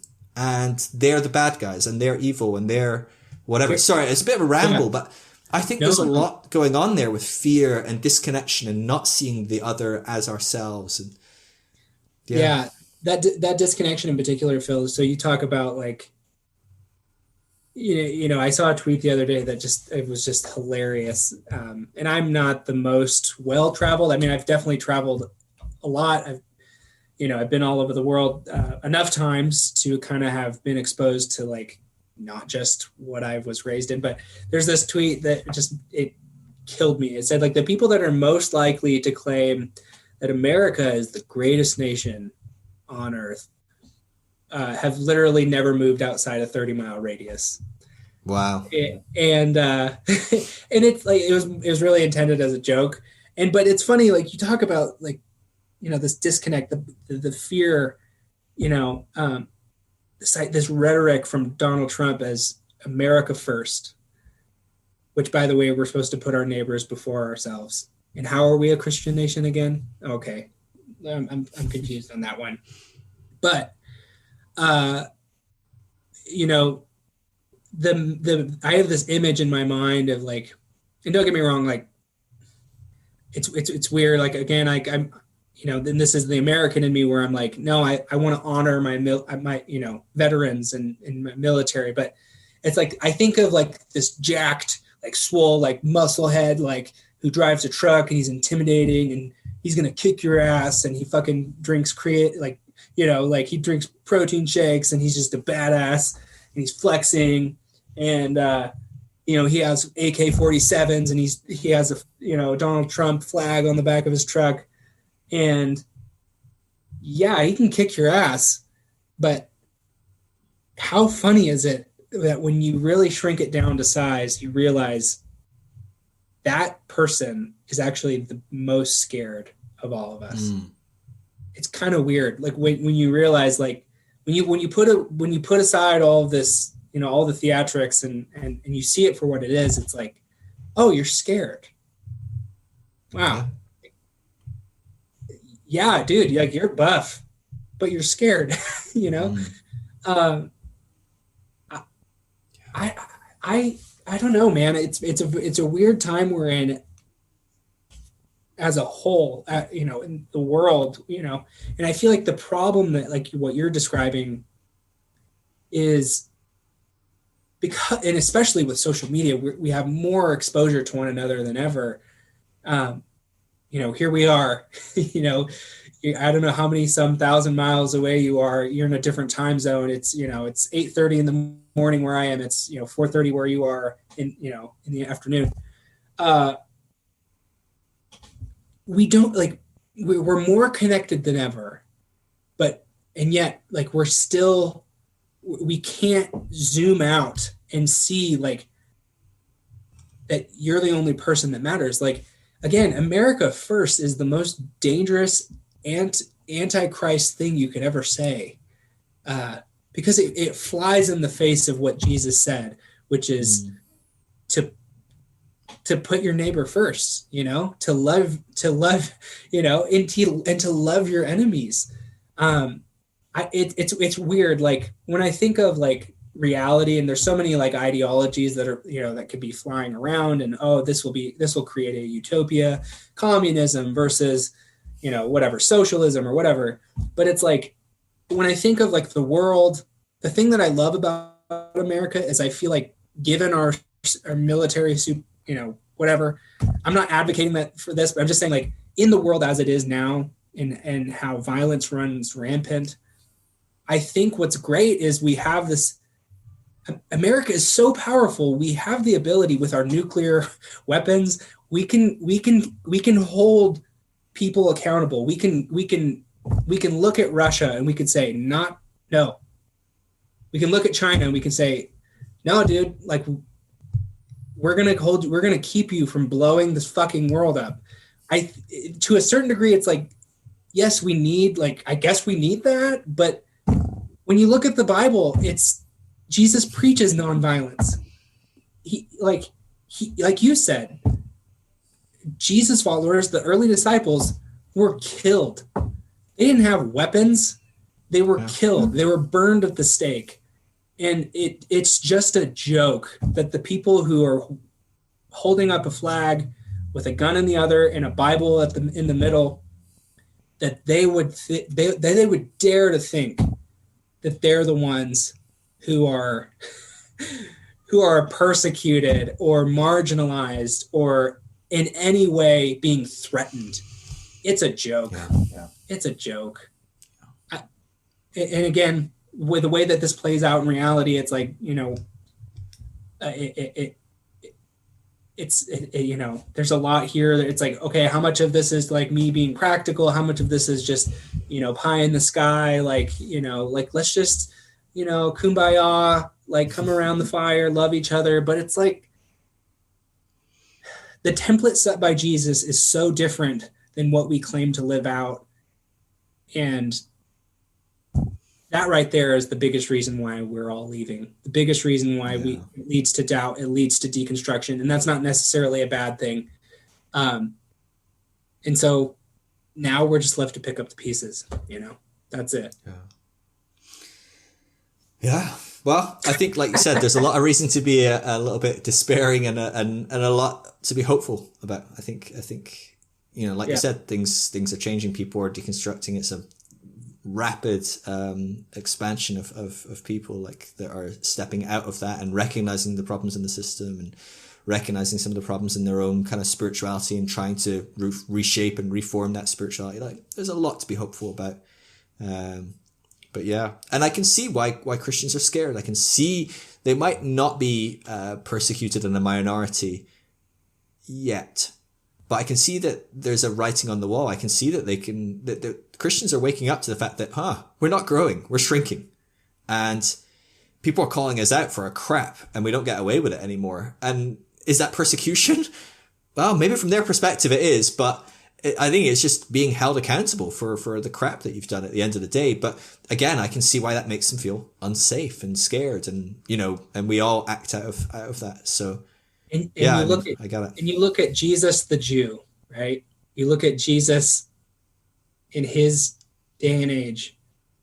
He was the one holding the establishment accountable. And Phil, the thing that I love about you, that's what you're doing. I would argue that you're more like Jesus than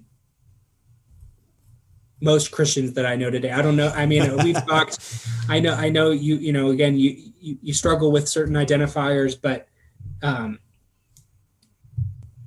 it's not just all like, oh, look at you, you're an idiot. Like, you're a piece of shit. Like, it's not just anybody can do that. Sure.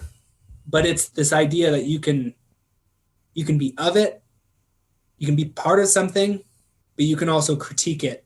Yeah. And it doesn't make you a threat. It makes you a change agent. It makes you, I know I put Jesus on a pedestal, but it's like, it makes you the most like Jesus. And I don't think, and if you're saying you're a Christian, and if you're saying that you are a follower of Jesus, then do as your rabbi does, period. Otherwise you're a hypocrite, and you're not, and you're, Phil, I give you a lot of credit, man. You're doing the Lord's work. Well, I appreciate that, and I really appreciate what you're doing as well. I mean, I love what you're putting out on social media is really great, and what you're doing with the podcast and creating some amazing conversations and challenging people in the same ways and going, look, let's be honest about Christianity. Let's be honest about our faith. Let's be honest about our doubts. Let's be honest about what's good about this, but let's be really honest about what might not be so good about that. Like, I think it's really important. It's really great. I want to respect your time, and I'm aware we've been chatting for a couple of hours. But how can people track with you? What's the best ways? Your podcast, Refreshingly Honest Christian. We'll make sure that there's a link to that. Where else can people connect with you if they want to? The podcast. I mean, we have, about 30 conversations, just again with people all over the map, people, some Christians, some atheists, everywhere in between, certain church leaders. That's a great, we've put a lot of work in there, and we're going to keep doing it. We release podcasts every Thursday. But as far as social media goes, like, I tend to hang out more on Instagram. And I know you're on Instagram too, Phil. Yeah. I try to hang out on Twitter. I still haven't, I'm not I'm not the coolest the person on Twitter, but I really do love Twitter. I think it's a great place for community to have these conversations and to expose yourself to what other people are doing. So we're there. But refreshinglyyhonestchristian.com if you want to reach out to us. And that's where you can find me. Cool. I'll make sure those links are in the show notes, and so you can look below or look on your phone or whatever you're doing right now. But yeah, I really appreciate you coming on, man. It's been a good, fun conversation. I feel like we could talk about almost anything for a while. I said to my wife, she was like, how you feel about your podcast? Because sometimes I'm like, I'm just like, I've not got the giddy up in my step, or maybe I'm talking to someone I don't know at all, and I'm a bit like, I don't know, it might be good, it might be a bit of, I don't know. And usually every conversation I have is usually great. But I was like, oh no, this will be fine. Like we've talked already and like we clicked and it'll be fine. I haven't even thought about it. Like I'm really excited. So I've really enjoyed chatting. I feel the same way, man. Yeah. And by the way, your podcast is coming out. So at the time of this recording, it's November 10th.